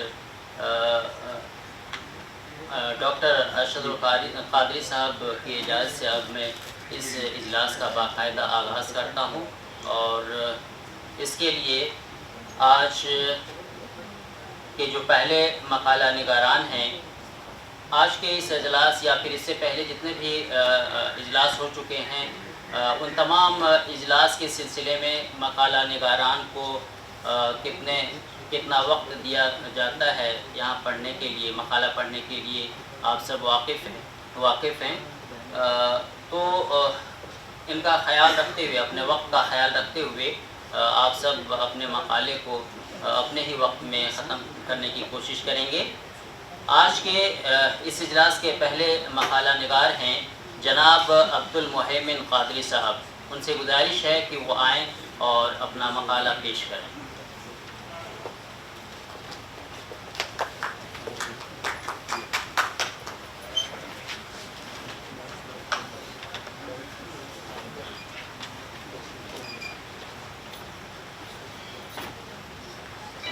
अस्सलामु अलैकुम वरहमतुल्लाहि वबरकातुहू। سب سے پہلے میں غالب انسٹیٹیوٹ کے تمام عہدیداران کا بصمیم قلب شکریہ ادا کرتا ہوں کہ انہوں نے اس جائز سے مجھے کچھ کہنے کا موقع عطا فرمایا. اور اس کے بعد خواجہ بندہ نواز یونیورسٹی گلبرگہ شریف کے شعبہ اردو کے صدر شعبہ محترم جناب پروفیسر عبدالحمید اکبر صاحب کا میں شکریہ ادا کرتا ہوں کہ ان کے توسط سے جو ہے مجھے یہاں تک پہنچنے کا موقع ملا. میرا نام ہے ڈاکٹر سید عبدالمحیمن خادری. سب سے پہلے میں نے میوزولوجی کے عنوان سے تحقیق کی اور میوزیمس کس طریقے سے بنائے جاتے ہیں اس کے متعلق میں نے تقریباً 450 صفحے کا مقالہ لکھا ہے جو قریب جو ہے شائع ہونے والا ہے انشاءاللہ. پھر میری دوسری تحقیق ہوئی آرکیول سائنس پر. قدیم عمارتوں کو کس مٹیریل سے بنایا جاتا ہے اور ان کی ترمیم کس طریقے سے کی جاتی ہے ان باتوں کو میں نے پیش کیا. پھر تیسرا میرا مقالہ ہے کنزرویشن آف مینuscripts پر اور یہی میرا پیشہ بھی ہے کہ جس قسم کے کسی بھی قسم کے مخطوطات ہوں یا آرٹیفیکٹس ہوں لکڑی کے، پتھر کے، کپڑے کے، ہاتھی دانت کے، چمڑے کے، انہیں کس طریقے سے دوبارہ محفوظ کیا جائے، کس طریقے سے وہ اگلے 100-200 سال تک محفوظ رہ سکیں. ہندوستانی جڑی بوٹیوں کے ذریعے سے محفوظ کرنے کا طریقہ ہم نے متعارف کرایا اور الحمدللہ ساری دنیا میں جو ہے یہ طریقہ کامیابی رہا اور کئی ممالک میں جو ہے اس کے ہم نے ٹریننگز بنائے، وہاں پہ لوگوں کو ٹریننگ دی اور یہاں سے دوائیں جو ہے فراہم بھی کرتے ہیں. یہ بھی میری چوتھی تحقیق ہے تاریخ گوئی کی صنعتوں کی تحقیق اور تدوین کے عنوان سے. میں مقالہ پیش کرتا ہوں، سماعت فرمائیں. الحمدللہ الذی وکفیٰ والصلاۃ والسلام علی عبادہ الذین اصطفیٰ خصوصاً علی سیدنا و مولانا محمد المصطفیٰ صلی اللہ علیہ وآلہ وسلم وعلی آلہ وازواجہ وذریتہ واہل بیتہ واصحابہ نجوم الہدی ومن بعہدہ اقتدیٰ. قال اللہ تعالی فی القرآن المجید اعوذ باللہ من الشیطان الرجیم بسم اللہ الرحمن الرحیم اقرأ وربک الاکرم الذی علم بالقلم علم الانسان ما لم یعلم. قرآن حکیم میں اللہ رب العزت نے ارشاد فرمایا پڑھو اپنے پروردگار کے نام سے جو بڑا کرم کرنے والا ہے، وہ پروردگار جس نے تمہیں علم کے ذریعے قلم کے ذریعے سے علم سکھایا اور انسان کو وہ باتیں سکھائی جو وہ نہیں جانتا تھا. فن تاریخ گوئی کو عمومی طور پر جس طرح سمجھا گیا ہے وہ ایک سادہ سا طریقہ ہے جس کے اساس ایک آدھ مشہور اور رائج صنعت پر قائم ہے، یعنی تھوڑی بہت ابجد جاننے والے بھی سوری و معنوی صنعتوں میں تاریخ برآمد کر سکتے ہیں. لیکن سچ پوچھیے تو تاریخ گوئی کا فن بہت گنجان اور بےحد وسیع اور دشواریوں سے بھرا پڑا ہے. صنائع کا تمار، الگ الگ ابجدی شجرے اور ہندسوں کی الٹ پھیر کی بے شمار شکلیں اس فن میں موجود ہیں. عام طور پر فن میں تاریخ گوئی سے مراد کسی شعر یا مصرع یا نثری حروف کی ابجد سے کسی واقعے مثلا خوشی یا غم کی تاریخ برآمد کرنا ہے. عربی اور فارسی کے علاوہ تاریخ گوئی کی روایت اردو زبان میں بھی صدیوں سے چلی آ رہی ہے. آپ سب کو معلوم ہے کہ ابجدی حروف پر مشتمل شعر یا نثری فقرہ جو بھی برآمد ہوتا ہے اسے مادہ تاریخ کہا جاتا ہے. فارسی اور اردو میں اسے تاریخ، عربی میں خطائے تاریخ اور ترکی میں اسے رمز کہتے ہیں. اردو زبان و ادب میں عہد قدیم سے ہی تاریخ گوئی کا رواج عام ہے. قدیم زمانے میں تاریخ گوئی کو بہت ہی اہمیت دی جاتی تھی. یہی سبب ہے کہ اساتذہ فن شاعری کے یہاں تاریخ گوئی کی بے شمار مشکل صنعتوں میں تباہ آزمائی اور نمونے ملتے ہیں. متقدمین میں خوب محمد چشتی، ابن نشاطی اور دیگر شعراء کے پاس صنائع تاریخ گوئی کے ذخائر نظر آتے ہیں. مولوی امام بخش ناصف کو فن تاریخ گوئی کے اماموں میں رکھا گیا ہے. انہوں نے نہ صرف عام فہم طریقوں سے تاریخیں نکالی ہیں بلکہ مختلف اور متعدد صنعتوں کا استعمال بھی کیا ہے. پروفیسر احمد یوسف زئی اپنی کتاب اردو شاعری میں صنائع و بدائع کے ایک باب میں فن تاریخ گوئی کی صنعتوں کے صنعتیں کے مبسوط مضامین کا حوالہ میرے خیال میں اس موضوع کے لیے درجہ استناد رکھتا ہے. موصوف نے اپنے مضمون میں مفصل طور پر تاریخ گوئی کی صنعتوں پر روشنی ڈالی ہے اور مستند حوالوں سے اس فن کے محاسن کو اجاگر کیا ہے. اس میں 3 نئے طریقوں سے تاریخیں کہی، جس میں سے ایک صنعت کا نام ہم نے صنعت اسد رکھا، دوسری صنعت کا صنعت مرزا رکھا، تیسری کا نام ہم نے صنعت غالب رکھا. ایک صنعت جس کے بارے میں ہم آپ کو بتاتے ہیں، جس کا نام ہم نے صنعت اسد رکھا ہے، یہ اہل ہند کی ایجاد ہے اور موجود مرزا غالب ہیں۔ اس صنعت کا فائدہ یہ ہے کہ پہلے سن مطلوب کے لیے کسی شے کی تعداد کا انتخاب کریں، پھر اعداد کو سوری علیحدہ علیحدہ بیان کریں، پھر ان اعداد سے منتخبات کی توضیح، تشریح اور تفصیل پیش کریں۔ مثال کے طور پر مرزا غالب نے سراپا سخن نامی تذکرے کا سن طباعت لکھا جو 10 ابیات پر مشتمل ہے۔ ابیات کو میں یہاں پیش کروں گا تو پھر جو ہے طوالت کا باعث بن جائے گا۔ دوسری صنعت صنعت مرزا جس کا ہم نے نام رکھا، اس میں موجودات عالم کے شمار سے تاریخ حاصل کی جاتی ہے۔ یہ مختصر ہے، اسی لیے میں جو ہے یہ خطا آپ کے سامنے پیش کرتا ہوں۔ مرزا غالب نے کسی کی وفات کے موقع پر یہ تاریخ کہی: جستم از سال ہلتش اثری، گفت غالب کے جو زیروئے شمار، از بروج سپہر جوئے میاد، عشرات از کواکب سیار، گفت محاد گفت شرمت باد، از خداوند واحد القہار۔ اب اس کی تشریح میں دیکھیے، بروج کی تعداد 12 ہے، سیارے 7 ہیں اور خدا 1 ہے۔ ان کو اگر ہم ترتیب سے لکھیں تو 1271 بنتا ہے۔ جس صنعت کو ہم نے صنعت غالب کا نام دیا، اس کا دلچسپ پس منظر یہ ہے کہ ایک مرتبہ مرزا غالب نے صاحب عالم ماہر ربی سے ان کا سن ولادت پوچھا تو جواب ملا کہ میرا سن ولادت لفظ تاریخ میں ہے، جس کے اعداد 1211 بنتے ہیں۔ تو مرزا غالب بقول خود 1212 میں پیدا ہوئے۔ تو غالب نے ایک شعر لکھ کر بھیجا: حاطف غیب سن کے یہ چیخا، ان کی تاریخ میرا تاریخہ۔ یعنی الف کا ایک لفظ کے اضافے سے جو ہے انہوں نے دوسرا سن، ایک ہی مصرے میں دوسرا سن حاصل کیا۔ تو بظاہر یہ بات ایک آسان سے معلوم ہوتی ہے، لیکن گہری نظر سے دیکھا جائے تو یہ بھی ایک تاریخ گوئی کا عجیب فن ہے جسے غالب نے ایجاد کیا۔ اب ہم نے حوالوں کے طور پہ کان تاریخ، سرور غیبی، افادہ تاریخ، غرائب الجمل، بحر الفصاحت، مشکات حدیث، ابجد اور مادہ تاریخ، فن تاریخ گوئی، فن تاریخ گوئی مسعود اور فن تاریخ گوئی رتن، اردو شاعری میں صنائع و بدائع اور فارسی میں تاریخ گوئی کی روایات کے علاوہ اور بھی بہت ساری کتابیں ہیں جس سے ہم نے استفادہ کیا۔ امید ہے کہ اللہ تعالیٰ اس کار خیر کو قبول فرمائے گا۔ وصلی اللہ تعالیٰ علی خیر خلقہ و نور عرشہ سیدنا محمد و علی آلہ و اصحابہ اجمعین۔ الحمدللہ رب العالمین۔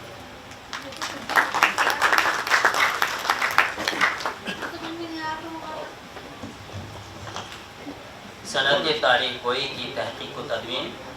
ابھی آپ اس موضوع پر مقالہ سن رہے تھے۔ مقالے میں کیا تھا اور مقالہ نگار نے موضوع کا کتنا حق ادا کیا، اس کا فیصلہ آپ خود کر سکتے ہیں اور مزید اس پہ روشنی ڈالیں گے ہمارے صدر محترم اپنے صدارتی خطبے میں۔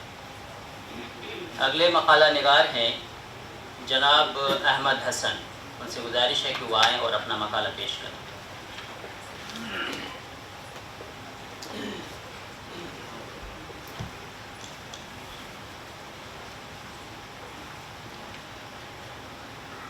میں Ahmad Hasan, research scholar, Gujarat university Ahmedabad Gujarat, غالب انسٹیٹیوٹ کے تمام اراکین اور صدر شعبہ اردو جناب پروفیسر مسیح الزمان کے ساتھ تمام لوگوں کا شکریہ ادا کرتا ہوں جنہوں نے مجھے موقع دیا یہاں اپنا مقالہ پیش کرنے کا۔ میرا ریسرچ موضوع ہے خلیل الرحمن اعظمی کی علمی و ادبی خدمات، اور اس وقت جو مقالہ پیش کر رہا ہوں اس کا موضوع ہے خلیل الرحمن اعظمی کی غزلیہ کائنات۔ خلیل الرحمن اعظمی اردو دنیا کا ایک منفرد نام ہے۔ انہوں نے اردو کی تمام اصناف میں طبع آزمائی کی ہے۔ اردو ادب کی دنیا میں وہ ایک عبقری شخصیت کے مالک تھے۔ وہ ایک ایسے شاعر و فنکار تھے جن کے اثرات ہماگیر ہیں۔ ہندوستان میں جدید شاعری کی بنیاد رکھنے والوں میں پہلا نام خلیل الرحمن اعظمی کا ہے۔ تقسیم ہند کے بعد جو حالات و اضطراب برپا ہوئے اس کو اپنی غزلوں میں پیش کر کے شاعری میں داخلیت کے عناصر کو پھر سے درخشاں کیا۔ خلیل الرحمن اعظمی کی ابتدائی زمانے کی غزلوں میں وہ ساری خصوصیات پائی جاتی ہیں جو عشقیہ شاعری کے ساتھ مخصوص ہیں۔ ان کے یہاں واردات عشق کا بیان ملتا ہے، ان کے یہاں محبوب کی لہراتی ہوئی زلفیں بھی ہیں، تو ساتھ ہی ساتھ محبوب کی جفائیں، عاشق اور معشوق اور हिजर वसाल और मसरूर मुसर्रत व महबूब की बेवफाई और जुदाई भी हैं। इसके बावजूद उनकी गज़लों में रानाई और दिलकशी आ गई है। इसी वजह से उनके लहजे में एक तरह की सादगी और मासूमियत पाई जाती है। इस तरह के चंद अशार देखें। करते हैं याद अब तक बीती हुई बहारें, करते हैं याद अब तक बीती हुई बहारें, आंखों से चूमते हैं एक एक पंखुड़ी को, जरा आके सामने बैठ जा मेरी चश्मे तर के करीब आ, मेरे आईने में भी देख ले कभी अपनी जुल्फ की बरहमी, अपने दामन में छुपा ले मेरे अश्कों के चिराग, और क्या तुझसे कोई ऐ शबे फुरकत मांगे, रात भर चैन से सोने नहीं देती हमको, इतनी मानूस तेरी जुल्फ रसा हमसे हुई। उर्दू की रवायती शायरी में आशिक और मासूक का अमल एक महदूद दायरे के अंदर ही तगय्युर हो सकता था, इसलिए कि आशिक और मासूक में तयशुदा सिफात थीं। इनके बेशुमार अशार ऐसे हैं जिनमें रवायती मज़ामीन पाए जाते हैं और इश्क के कदीम तसव्वुरात से इन्हिराफ नहीं करते हैं। मिसाल के तौर पर आशिक की वफ़ाएं, महबूब का तगाफुल, आशिक का दीवानापन, महबूब की मासूमियत और हुस्न इश्क की मुख्तलिफ कैफियत उनकी शायरी में भी उसी तरह नजर आता है जिस तरह कदीम शायरी में, लेकिन उसके बावजूद उनकी शायरी में नई हिस्सियत भी पाई जाती है। जैसे महबूब के दामन में रहते हुए भी महबूब को याद करना, आशिक के दीवानापन पर खुलकर हंस देना। मिसाल के तौर पर यह अशार देखें। ऐसी रातें भी हम पे गुजरी हैं, ऐसी रातें भी हम पे गुजरी हैं, तेरे पहलू में तेरी याद आई है। रहमान आज़मी के कलाम के मुताले से ये बात वाज़ेह हो जाती है कि उन्होंने रवायत को कभी फरामोश नहीं किया, बल्कि मीर और गालिब से भरपूर इफादा हासिल किया। वो तरक्की पसंद तहरीक से वाबस्ता रहते हुए शायरी की आगाज की। उस वक्त तरक्की पसंद तहरीक वालों ने मीर की तकलीद को ला हासिल करार दिया था, लेकिन उसके बावजूद जदीद शायरों ने मीर की तकलीद की। उसकी सबसे बड़ी वजह यह थी कि वह ज़माना जिस आफात और मुश्किलात का सामना कर रहा था और साथ ही साथ इंसानी वजूद में इंतशार की जो कैफियत पैदा हो रही थी, उसके पेश नज़र मीर का लहजा और उसलूब ही शायरों को अपने तमा से ज़्यादा हम आहंग महसूस हुआ। इसके साथ ही साथ उनके लहजे में एक तरह की सादगी और मासूमियत भी पाई जाती है। अस्सलाम वालेकुम।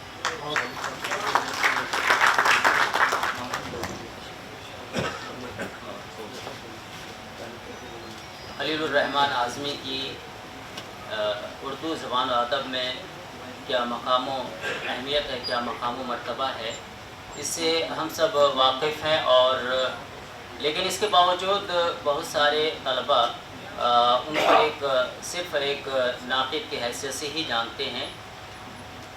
उनका जो शेरी कारनामा है या उनको एक शायर की हैसियत से बहुत कम लोगों की रसाई हो पाती है वहाँ तक। लेकिन उर्दू अदब में इनका मकाम व मर्तबा जिस तरह से एक नाक़िद की हैसियत से मुस्तहकम है, उसी तरह से वो एक शायर की हैसियत से एक अहम मकाम व मर्तबा रखते हैं। अभी आपने मकाला निगार से उनकी गज़लिया शायरी या फिर खुसूसियात को अभी आपने सुनी, बहुत ही खूबसूरत मकाला था। अब इसके बाद मैं हिंदुस्तान से बाहर की तरफ रुख करता हूँ और इसके लिए मोहतरमा हुदा अली जो शाम से यहाँ पे तशरीफ़ लाई हैं, उनसे गुजारिश करता हूँ कि वो आएँ और अपना मकाला पेश करें।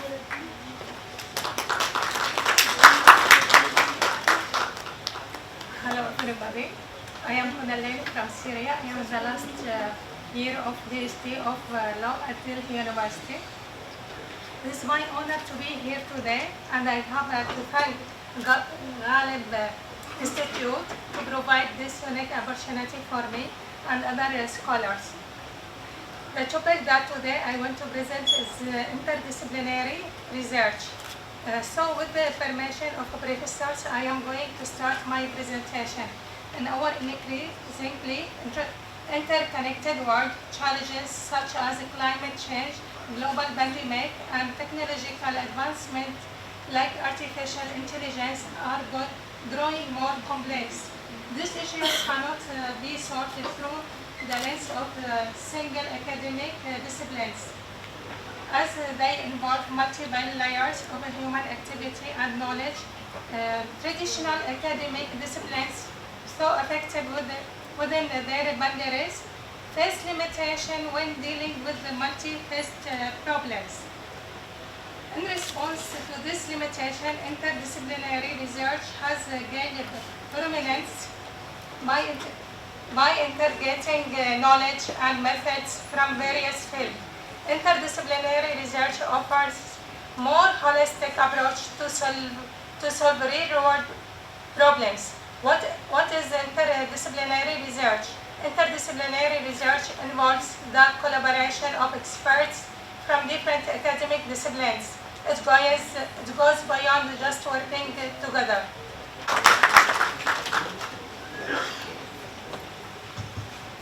इंटरडिसिप्लिनरी रिसर्च, अभी आपने इस मौजू पर मकाला सुना, बहुत ही फ़िक्र अंगेज़ और बहुत सारी जहतों को अहाता किया हुआ मकाला था। आपने सुना इसको और इस्तेफ़ादा किया।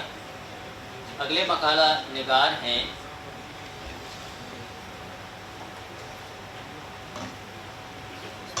जनाब नूरुज़्ज़मा साहब, इनसे गुजारिश है कि वो आएँ और अपना मकाला पेश करें।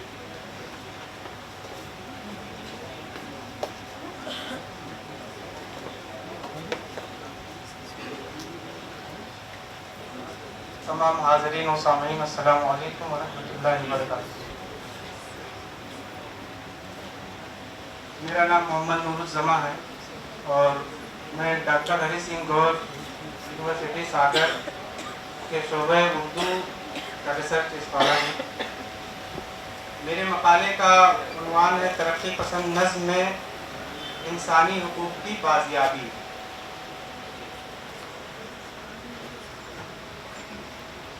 अभी तहकीकी काम का हमारा आगाज़ हुआ ही है। इस मकाले में इंसानी हुकूक की तारीफ़, तारुफ और पस मंज़र पेश किया गया है। नीज़ जुज़वी तौर पर तरक्की पसंद नज़्म पर भी कुछ खामा फरसाई की कोशिश की है। इंसानी हुकूक का तारुफ। इंसानी हुकूक का मामला दरअसल अखलाकियात से ताल्लुक़ रखता है। इसके तारुफ में ये कहा जा सकता है कि ये ऐसे हुकूक हैं जो तमाम इंसानों के लिए किसी इम्तियाजी सलूक के बगैर यकसा तौर पर मैसर हो। वो हुकूक हैं क्या? तो इसका एक दुरुस्त जवाब ये हो सकता है कि वो हुकूक हैं जिनकी हर इंसान को पैदाइश से लेकर मौत तक बेहतर और खुशहाल ज़िंदगी गुजारने के लिए ज़रूरत होती है। मसलन माशरती हुकूक, तिब्बी हुकूक, तालीमी हुकूक, माशी हुकूक, सियासी हुकूक, मजहबी हुकूक, हुकूक आज़ादी, इज़हार राय वगैरह। डॉक्टर शकील अहमद हबीबी ने अपनी किताब में इंसानी हुकूक के लफ्ज़ी इतलाक़ पर एम मार्कंडे का कौल नकल करते हुए लिखते हैं, इक़्तिबास, आम इस्तेमाल में हुकूक इंसानी की इस्तिलाह समाजी ज़िंदगी के जुमला दायरों में फ़र्द के हुकूक पर मुश्तमिल है। ये उन लोगों के ख़िलाफ़ इस्तेमाल किए जा सकते हैं जो सियासी और माशी क़ुव्वत के हामिलीन हों।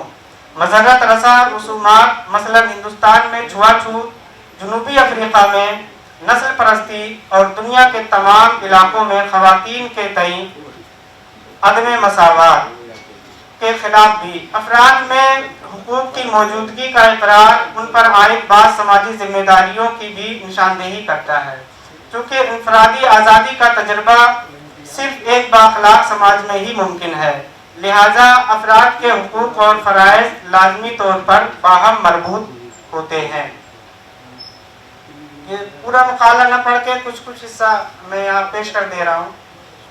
इंसानी हुकूक के तारीफ़ में मुख्तलिफ सूरतों में अलग अलग तरीके से इसकी तारीफ़ की जाती है, यानी जहाँ जैसा नुक्ते नज़र मकसूद होता है वहाँ उसी तनाजुर में उसकी तारीफ़ बयान की जाती है। जैसे इंफरादी, इज्तिमाई, अखलाकी, कानूनी, सियासी, माशरती, समाजी, मजहबी, इक़्तिसादी, तारीख़ी वगैरह एतबार से तारीफ़ की नौइयत जुदा जुदा तौर पर की जाती है। यहाँ पर यह भी मलूज़े खातिर रखना चाहिए कि तारीफ़ खा किसी भी नौइयत की हो, कोई भी तारीफ़ حرف آخر نہیں ہوتی، بلکہ اس میں وقت اور حالات کے مطابق حذف و اضافہ ہوتا رہتا ہے۔ انسانی حقوق کی تعریف کے حوالے سے حقوق انسانی کی تاریخی ارتقاء میں ایک بڑی لطیف بات یہ نقل کی گئی ہے کہ حقوق انسانی کا احاطہ ایک لفظ میں کیا جا سکتا ہے اور وہ ہے لفظ حریت، لیکن ہمارے پیش نظر ابراہیم لنکن کا یہ مقولہ بھی ہے، حریت کی موضوع تعریف دنیا کو کبھی نصیب ہی نہیں ہوئی۔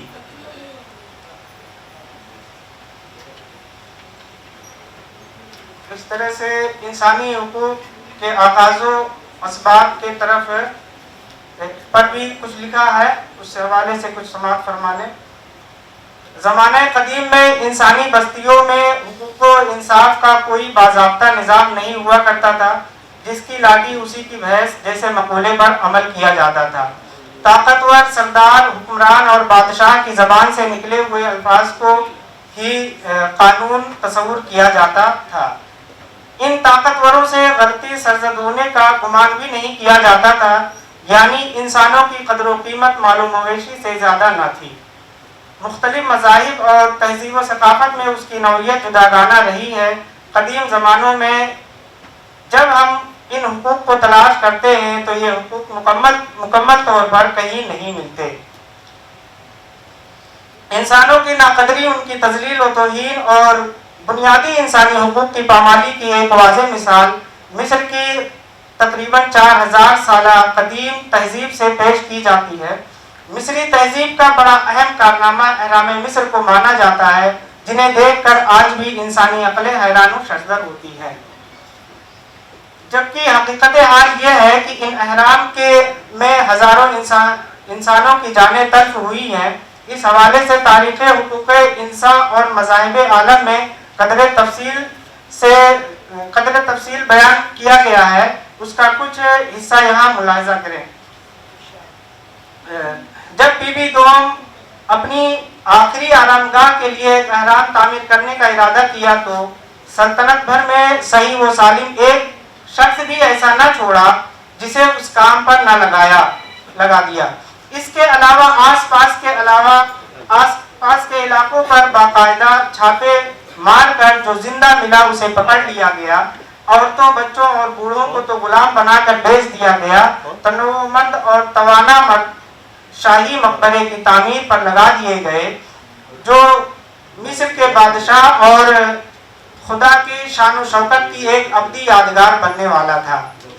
یہ کام کتنا کٹھن تھا اس کا اندازہ اس امر سے ہوگا کہ بلند ترین اہرام 550 فٹ اونچا ہے اور اس کی تعمیر پر جو پتھر صرف ہوا ہے اس کا کل وزن 48,83,000 ٹن ہے۔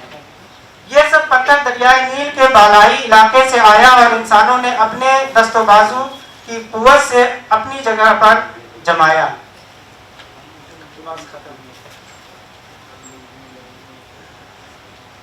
معاملہ اتنا آسان اور سہل نہیں جس طرح مذکورہ بالا اقتباس سے ظاہر ہو رہا ہے۔ ہم کیا ہے کبھی دکھلا دیں گے، ہم نظم کہن کو ڈھا دیں گے، ہم ارض و سما کو ہلا دیں گے، مزدور ہیں ہم، مزدور ہیں ہم۔ شکریہ۔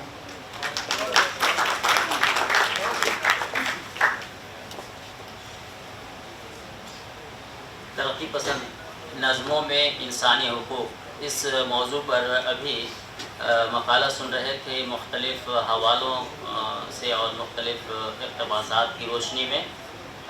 ہم نظمیں تلاش کرتے رہ گئے لیکن وہاں تک ہم نہیں پہنچ سکے۔ ہو سکتا ہے کہ مقالہ نگار کو وقت نہیں ملا یا پھر انہوں نے اس پر پوری توجہ نہیں دی۔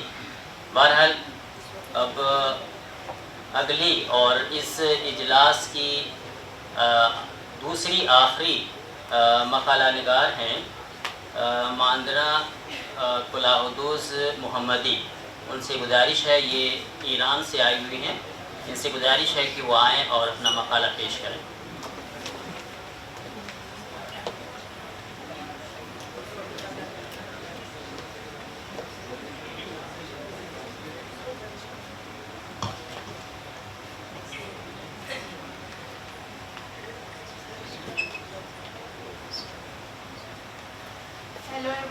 Hope you are doing well. Actually, I am just honored to be here.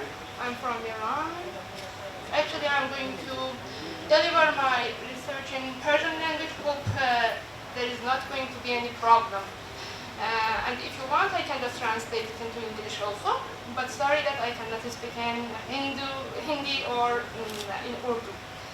It's a great extreme misfortune for me.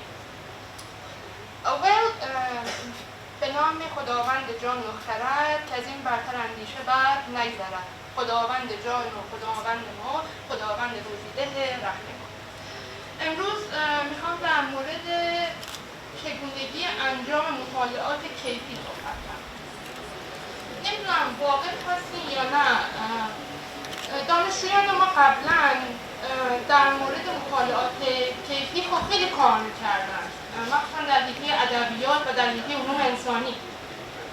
در حیطه علوم انسانی ما معمولا مطالعاتی که ارائه میدادیم مطالعاتی بودن که فقط از روی توصیف و به قولی شرح حال و غیره بود. ولی الان ما با مطالعاتی سر کار داریم که ما رو به سمت مطالعات کمی سوق میدن. حالا این مطالعات کمی چطور میتونن به ما کمک بکنن؟ منظور من از مطالعات کمی مطالعات quantitative هستش.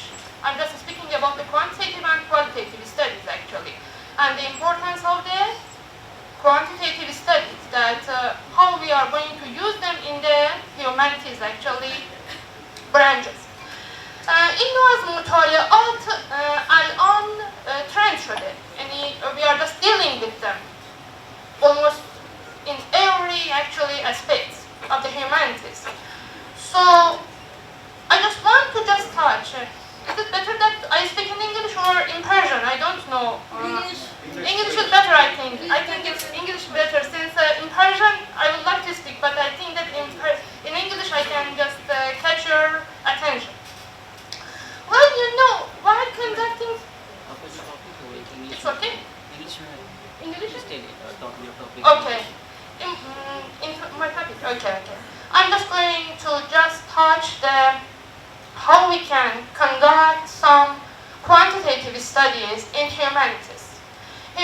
By humanities, I mean, for instance, literature, linguistics, sociology, and other disciplinary areas, actually. As their scholar just mentioned, there are some interdisciplinary areas also that we are just in the area of the linguistics. We are dealing with the sociolinguistics, neurolinguistics, and computational linguistics. So how we can just conduct such a type of studies, and how we can just express our ideas through actually quantitative studies, not qualitative studies, since we are in need of both of them together, not quantitative, not qualitative. Together they can just make us to express our ideas, and they can just facilitate our just expressions and so on. So as you know, when we are just conducting the research, first of all we are just going to the introduction. You know all. So the thing that I want to touch here is that methodology. That in the case of methodology, when you are just conducting quantitative studies, do you have any idea that how we can deal with the quantitative studies in our methodology section? Well, there are some data mining. Nowadays there are some data mining, actually, web-based tools that we can use them. But there is a problem. Actually, let me just first of all just explain it, then I'm just going to tell you about the limitations of these studies, that why it is not so tangible for us. First of all, you are just, when you have a text, imagine that you are going to just analyze the Hafiz poetry based on its negative or positive sentiments. You are just giving the Hafiz poetry to the data mining actually tool, and within a second it just gives you the outcome that okay, based on these words and based on these keywords, it is just having a good or good sentiment, positive sentiment, negative sentiment. Okay, it's very easy. It seems very easy. So we are just thinking that okay, we can just analyze each and every text. And And on the other hand, for instance, this type of actually tools, they are just helping us to conduct the comparative studies, whether diachronically, whether synchronically. Diachronically means that during the decades you are going to conduct them, and synchronically it means that in this era you can just analyze them. So it's also easy. As far as you are just having your text in a digital format.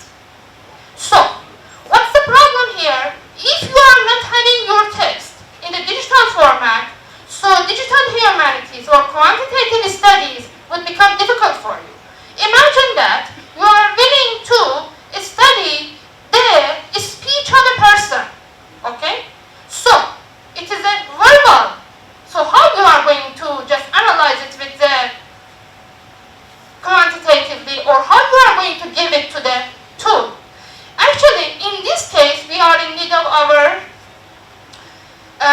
the scholars to just convert and to transcribe actually the text fully. Of course, there are some, again, we are just having some tools nowadays, but they are again actually there are some they cannot understand, or precisely they cannot convert some text precisely. So we are in need of rereading them. We are just transcribing them, we are reading them as a human being, we are just fine, okay, it's sound, it seems sound, and after that we are giving to the data mining tool so that it can just analyze it for us. On the other hand, we are just having some difficulties regarding the data that are just, imagine in one of my studies, I have just conducted a study regarding the desorbituaries that are just over the, you can see the graveyards, okay? But we have analyzed them quantitatively. How? We collected the data, then we just made them in a transcribed format. After that, we gave it to the tool, then we had the outcome. So these processes are just a bit time-taking for us. On the other hand, regarding the historical, for instance, historical actually manuscripts that are available. In this case, again, our researchers have to read them, since machines, sometimes they cannot read. Although they are just, for instance, we scan them, okay, they are going to read it on, but it is not possible, quite possible, since they are in the language of the actually ancient time. So we are in need of scholars who just decode them. After that, we are going to encode them through the data mining process, and then we just conduct that research on this study. I think that I have just conveyed my message. So during the quantitative studies, we can use in digital humanities. Currently, we are just using Voyant tool. We are just using AntCalc, and we are using just digital corpuses that are available. They are just containing milliards, actually, I can say, data that we can just analyze them and we can use them. So, I hope that you enjoyed my lecture, and if there is any question, I can answer. What is your topic? It's a Title? Yeah, it's about the quantitative research in humanity. Okay. Thank you.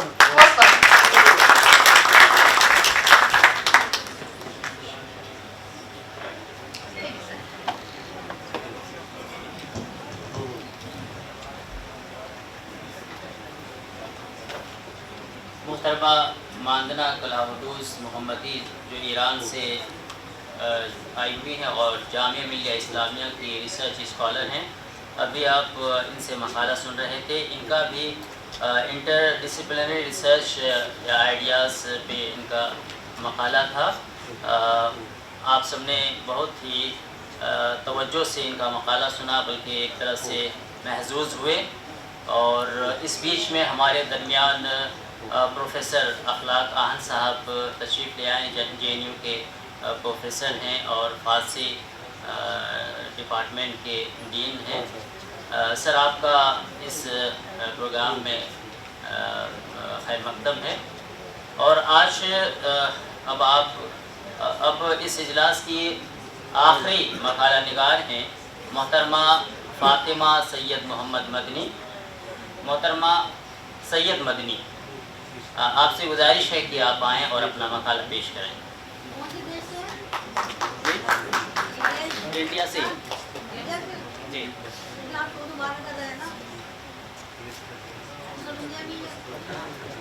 بسم الله الرحمن الرحیم. ای نام تو بهترین سرافراز، be نام تو نامه کی کنم باز.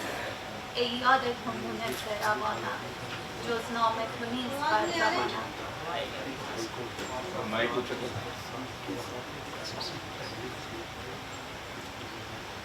من فاطمه سید مدنی هستم، دانشجوی دکترای زبان و ادبیات فارسی از دانشگاه جامعه ملی اسلامی.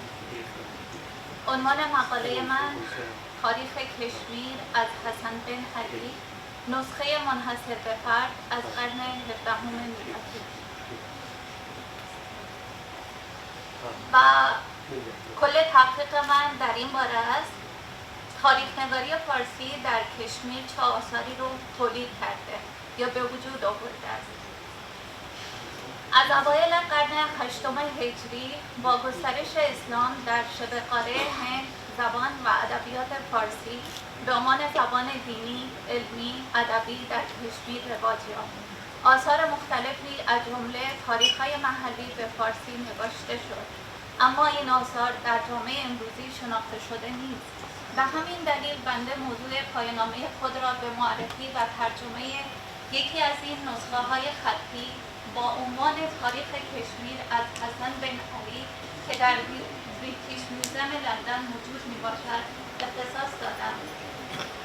سوال اصلی این پژوهش این هستش که تاریخ نگاری فارسی در کشمیر چه آثار مهمی را تولید کرده است.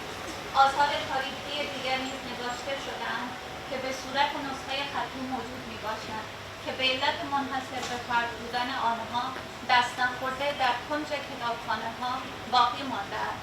نسخ خطی از مهمترین ارکان فرهنگی بشر و نشانگر تاریخ و تمدن یک سرزمین از زوایای مختلف میباشند و هدف این مقاله معرفی و پرداختن به یکی از این نسخه‌های خطی تاریخ کشمیر به زبان فارسی است.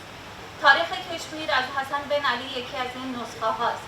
بعد از مطالعه و تحقیق در رابطه با این نسخه خطی به این نتیجه رسیدیم که تاکنون پژوهشی در این زمینه یا تصحیح آن انجام نشده است و با نام اسلامی سلطان صدرالدین از سال 1320 تا 1323 میلادی حکومت کرد و خاندان شامپیری بنیان اولین حکومت سلسله مسلمان در کشمیر را گذاشت.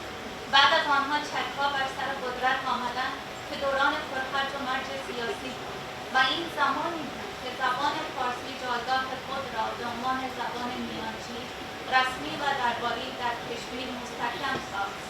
محب الحسن در کتاب خود به زبان اردو کشمیر سلاطین که عهد مه درباره آن این چنین می‌نویسد که خلاصه آن به فارسی این چنین است: درباره حکومت عهد سلاطین کشمیر لازم به فکر است بگوییم که در ابتدای حکومت خاندان شاهمیری هیچ تاریخی نوشته نشده است. البته در زمان حکومت سلطان زین‌العابدین که عهد زرین از لحاظ گسترش و ترویج ادبیات و دیگر علوم و فنون زمان به شمار می‌رود، کتاب‌هایی به سانسکریت و فارسی در زمینه تاریخ نوشته شد. از این رو ملا احمد و ملا نادری شاعران نامی دربار سلطان زین‌العابدین کتاب‌هایی با عنوان تاریخ کشمیر به زبان فارسی نوشتند، اما متاسفانه هیچ نسخه‌ای از این کتاب‌های تاریخی موجود نمی‌باشد. به جز کتاب تاریخ کشمیر نوشته سید علی که در زمان سلطنت یوسف شاه نوشته شده است و تاریخ کشمیر تا پایان حکومت یوسف شاه را در بر دارد، جلال الدین ملک محمد ناجی ابن ملک نصرت جد پدری حیدر ملک چادررا بود که مصنف مشهورترین تاریخ کشمیر به زبان فارسی تاریخ حیدر ملک است. نام پدر حیدر ملک حسن ملک بود که در منطقه چادررا در کشمیر سکونت داشت و تماما آبا و اجداد پیشین نیز سکونت گزین این منطقه بودند. حیدر ملک از نسل سپهسالار سعدی به نام رامچند بود که افراد این خانواده همیشه و طی سالهای متوالی سمت، وزارت و سپهسالاری را بر که افراد این خاندان همیشه و طی سالهای متوالی سمت وزارت و سپهسالاری را بر عهده داشتند و وابسته به دربار پادشاهان وقت بودند. حیدرملک و ملک محمد ناجی که پدر بزرگ او است، اهل دانش و هنر بودند که کارهای شایانی را در عهد سلاطین هند انجام دادند. ملک محمد ناجی از درباریان و اقارب یوسف خان پسر حسن شاه بود و مانند جد خود رامچند آخری ہے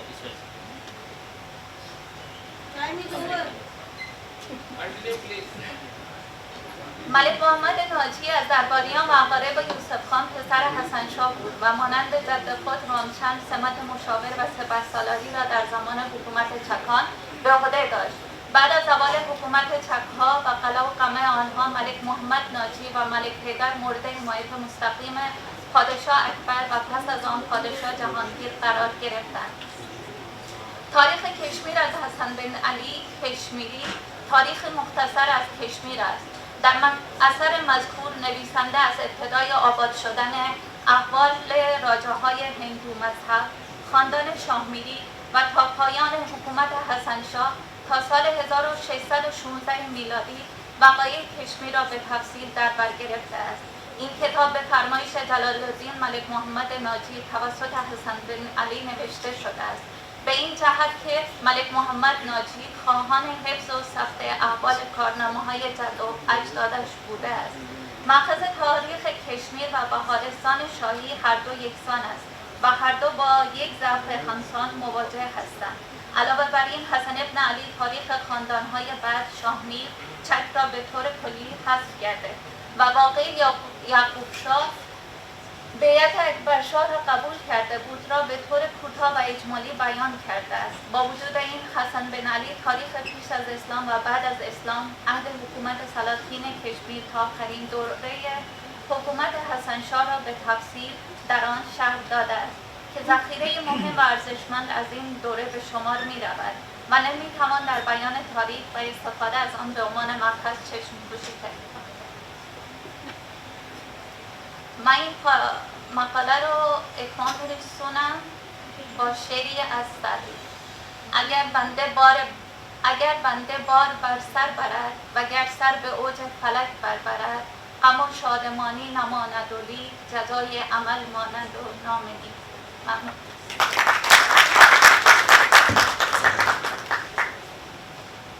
حسن بن علی کی تاریخ کتاب معرکۃ الآراء تصنیف تاریخ کشمیر، میرے خیال سے یہ 17ویں صدی عیسوی پر مشتمل تاریخ ہے اور اس پر ابھی آپ نے بھرپور مقالہ سنا. اس اجلاس میں 7 مقالہ نگاران نے اپنے مقالے پیش کیے. اب 7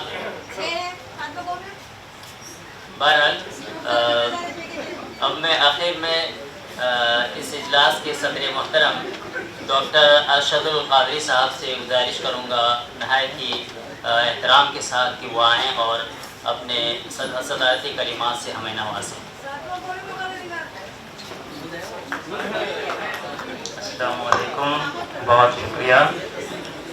فارسی میں کئی مقالے پیش کیے گئے اور مجھے یقین ہے کہ آپ لوگوں کو بارے خاطر گزرا ہوگا، کیونکہ ہمارے درمیان بہت سارے کثیر تعداد ایسے لوگوں کی ہیں جو فارسی سے نابلد ہیں، اور جو خاص کر کے ہندوستانی ہمارے دانشجویان ہیں، جو اسٹوڈنٹس ہیں، ریسرچ اسکالرس ہیں، ان سے میری استدعا یہ ہے کہ وہ سامعین کو ملوز خاطر رکھتے ہوئے اپنا مقالہ پیش کریں، کیونکہ ہمارا مقصد یہ ہوتا ہے کہ ہمارے جو افکار ہیں اس کی ترسیل ہو. اگر ہم جو بول رہے ہیں اگر اس کو کوئی سمجھنے والا ہی نہ ہو تو پھر اس کا کیا فائدہ. خارجیوں کے لیے جو باہر سے آئے ہمارے مہمان آئے ہیں ان کے لیے تو یہ ہے رخصت ہے کہ وہ انٹرنیشنل زبان جو انگریزی زبان ہے اس میں یا کسی اور زبان میں وہ اپنا مقالہ پیش کر سکتے ہیں، لیکن ہمارے ہندوستانی اسکالرس سے یہ گزارش ہے کہ وہ اپنے مقالے اردو میں سامعین کو ملوز خاطر رکھتے ہوئے پیش کریں. لہٰذا آپ کی تحریک کے لیے اردو سے اپنی سخنرانی کا آغاز کرتا ہوں. اردو کے ایک شعر سے: نہ یہ عالی جناب اٹھے نہ وہ عالی مقام آئے، کہ وہاں چائی صحرا پہ تو دیوانے ہی کام آئے، لہو کی چند بوندیں میں نے بکھرائی ہیں راہوں میں، نہ جانے کس شگوفے کو بہاروں کا سلام آئے۔ میرے لیے محترم جناب پروفیسر صدیق الرحمان قدوئی صاحب، عزت ماں پروفیسر خواجہ اکرام صاحب، ہمارے استاد پروفیسر اخلاق احمد آہن صاحب اور یہاں موجود بہت سارے اساتذہ کرام و طلباء، یہ میرے لیے بڑا ہی جذباتی لمحہ ہے۔ جذباتی لمحہ اس لیے کہ میں نے اپنی زندگی کا سب سے پہلا اکیڈمک ریسرچ پیپر غالب انسٹیٹیوٹ میں ہی پریزنٹ کیا تھا، یہاں ہی پیش کیا تھا، اور آج اس کی صدارت کی سعادت نصیب ہوئی۔ اس کے لیے میں غالب انسٹیٹیوٹ کا تمام جملے اراکین کا تہہ دل سے ممنون و مشکور ہوں۔ اور یہ ایک بہت بڑا پلیٹ فارم ہے، یہاں ہمارے ریسرچ اسکالرس کی رہنمائی ہوتی ہے، ان کی تشویق ہوتی ہے، اور اسی کو ایک بنیاد بنا کر، اس کو اساس بنا کر ان کے لیے تحقیق و آگہی کی بہت ساری راہیں ہوتی ہیں۔ میں نے بھی یہاں سے بہت کچھ سیکھا ہے، اور اس کے بعد میں تمام مقالہ نگار کو مبارکباد پیش کرتا ہوں کہ آپ نے بہت ہی خوبصورت مقالہ پیش کیا۔ زبان کی ترسیل دوسری چیز ہے، لیکن آپ کے مقالے سے آپ کی علمیت کا اندازہ ہوتا ہے، آپ کی محنت کا اندازہ ہوتا ہے کہ آپ نے بڑی جان فشانی سے ایک مقالہ تیار کیا، اور اس سے بھی بڑی ہمت کی بات ہوتی ہے کہ ان کے درمیان، کیونکہ ابھی آپ نے ریسرچ کے میدان میں قدم رکھا ہے، ابھی آپ تحقیق کے تمام امور سے واقف نہیں ہیں، اس کے باوجود ہمت کر کے آپ نے اتنا خوبصورت مقالہ پیش کیا، اس کے لیے آپ لائق عزت تحسین و آفرین ہیں۔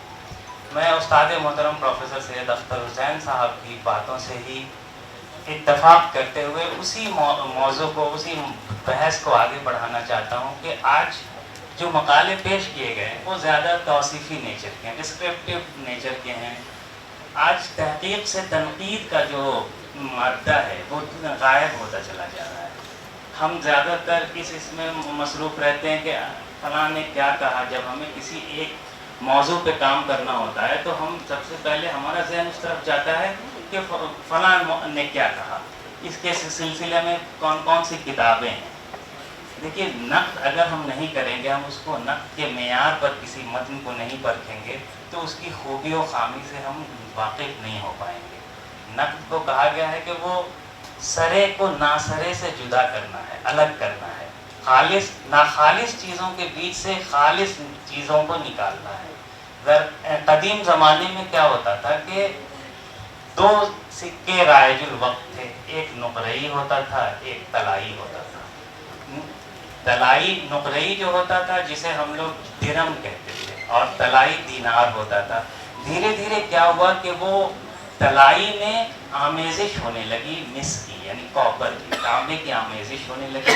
اس زمانے میں کوئی اس کے تشخیص کا کوئی ایسا آلہ نہیں تھا جس کے ذریعے ہم یہ پتہ لگا سکیں کہ یہ سکہ جو ہے وہ ممزوج ہے، اس میں مس کی، اس میں تانبے کی آمیزش ہے۔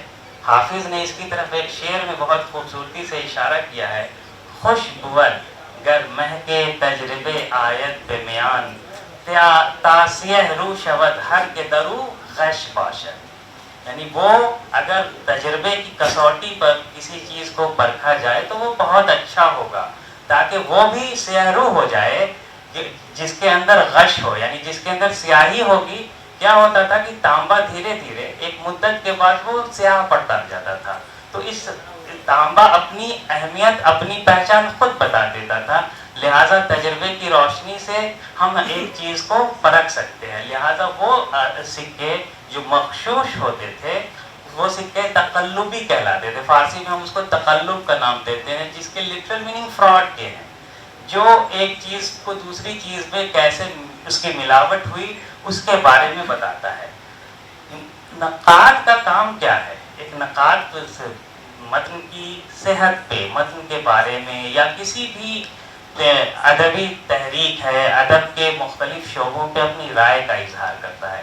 خاقانی نے اس کی طرف ایک شعر بہت ہی خوبصورت طریقے سے کہا ہے کہ از بحر ایار دانش اکنن بے بلاد، کو سیرفی کو مہک کو نقاد، کہ यार दानिश दानिश इल्म और दानिश के मेयार पर किसी चीज़ को परखने के लिए न वो सैरफी हैं, यानी न सर्राफ हैं, न वो महक है, न वो नक्काद है।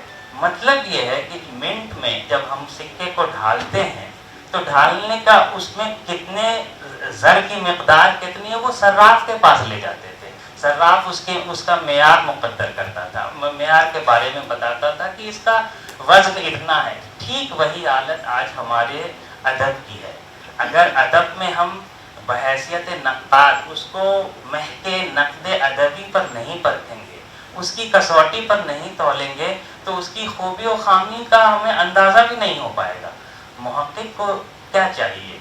सबसे पहली चीज़ तो ये जानना ज़रूरी है कि उसने किन चीज़ों से तासीर ली है और किन चीज़ों पर वो असर अंदाज हुआ है। एक जैसे खलीलुर रहमान आज़मी के बारे में ही बात हुई, या और इन तरक्की पसंद नज़्म में इंसानी हुकूक़ की बाज़ियाबी पे बात हुई, तो इससे हमें ये देखना है खलीलुर रहमान ने किससे मुतासिर हुए हैं और उन्होंने किन पर अपना असर डाला है। फ़ारसी अदब की तारीख़ का जब हम मुताला करते हैं तो हम देखते हैं कि गरशास्प नामा शाहनामा से पहले की किताब है, लिखी गई है, फिरदौसी ने उससे भी असर कबूल किया था, या निज़ामी ने सिकंदर नामा लिखने के लिए फ़खरुद्दीन असद गुरगानी से असर कबूल किया है। उसी तरह से हाफ़िज़ सादी जो गज़ल के पेशरो कहलाते हैं, वो गज़ल के मुजिद कहलाते हैं, उन्होंने हाफ़िज़ पर अपना असर डाला और हाफ़िज़ ने बाद के एक जितने गज़ल गो शुआरा हैं उन सब पर असर अंदाज हुए। तो ये जो कॉज एंड इफ़ेक्ट है, इसका मुताला करना हमें बहुत ज़रूरी है कि उसने क्या लिया और क्या दिया, क्या चे गिरफ्ते است व बच्चे तासीर दादे است, असर अंदाज शुदे است। ये चीज़ें हमारे लिए बहैसियत नक़ाद, बहैसियत मुहक्किक बहुत ज़रूरी है। मुहक्किक की मिसाल ऐसे दी जाती है, वो कहते हैं कि वो ईंट और गाड़े वगैरह जमा करता है, वो मुहक्किक है, लेकिन नक़ाद क्या है? वो बहैसियत इंजीनियर उस इमारत को मुकम्मल करने के बारे में सोचता है। तो हमारा मकाम क्या होना चाहिए, हमें आज उसको मुतय्यन करने की ज़रूरत है। क्योंकि आज एक चीज़ हमने देखा, एक नोट किया, तरक्की पसंद तहरीक की बात आ रही है, इंसानी अक़दार की बात हो रही है। मैं इंडिविजुअल रिमार्क नहीं करना चाहता हूँ, लेकिन चूँकि इस्लाह भी बहुत ज़रूरी है। गालिब का एक शेर मुझे याद, गालिब इंस्टीट्यूट हो और गालिब के बारे में गुफ्तगू ना हो तो ये नाइंसाफ़ी होगी। वो कहते हैं कि बामन मयावीज़ है पिदर फर्जंद आज़र रानीगर, हर कस के शुद्ध साहिब नज़र दीने बुजुर्गन खुश न कर। कि आज़र के बेटे को देखो, वो साहिब नज़र था, उसको अपने बाप दादा की जो बुत परस्ती पसंद नहीं आई, उसने अपने लिए एक नया रास्ता, एक नई राह रविश अख्तियार की। तो ये आप नौजवान नस्ल हैं, एक मौके आपके अंदर एक उलुल अज़्मी होना चाहिए, सुबात होना चाहिए। आप मुस्तहकम इरादे के साथ किसी चीज़ के लिए, किसी मौजू की अगर बाज़ियाफ्त करनी है, किसी तहकीक के नए ज़ाविये को ढूंढना है, तो उसके लिए आप मुस्तहकम इरादे के साथ निकल पड़ें। तहकीक के लिए तो जानफशानी दरकार होती है, उसके लिए कुर्बानियाँ दरकार होती हैं। आज हमने आसान रास्ता इख्तियार कर लिया है। आज हमें एक फिंगर टिप पे सारी इंफॉर्मेशंस मिल जाती है। हम चाहते हैं कि फ़लाँ उनका दीवान मिल जाए या फ़लाँ पे कौन सी किताब किसने लिखी है, वो 1 मिनट में ये हो जाता है। इसीलिए स्कॉलरशिप और रिसर्च में बहुत डिफरेंस है। आज हमारे दरमियान बहुत सारे ऐसे स्कॉलर्स हैं जिनके पास इंफॉर्मेशंस है, जिनके पास मवाद की भरमार है, लेकिन उनके दरमियान स्कॉलरशिप नहीं है। बहुत कुछ हम लिखते हैं, लेकिन हमारा एक अपना नज़रिया कायम नहीं हो पाता है। हम किसी चीज़ के मुतालिक ये नहीं कह पाते हैं कि अगर हमने किसी मौजू पर एक किताब लिखी है, तो कहा जाए कि खुलासा आप उसका बयान कर दीजिए, उसको समअप कर दीजिए कि आपकी ये किताब किस मौजू पर है।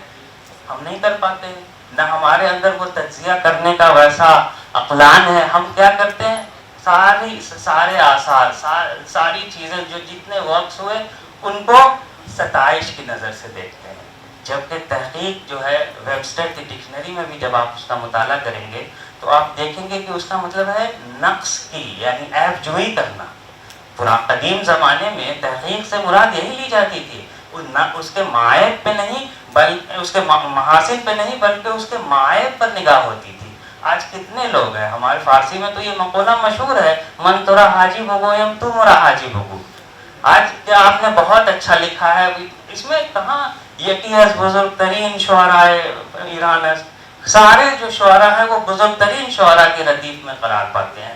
تو یہ المیہ ہے. کیا ہوا کہ ادب جہاں پروان چڑھتا اس کے بجائے وہ تنزلی کی طرف آ رہا ہے. اردو میں تو تنقید کی ایک بہت بڑا ایک تنقید کا مکتب ہے, لیکن افسوس ہوتا ہے کہ ہم لوگ اس متن کو پرکھ نہیں پاتے ہیں, اس کو متن کی طرف توجہ ہی نہیں جاتی ہے.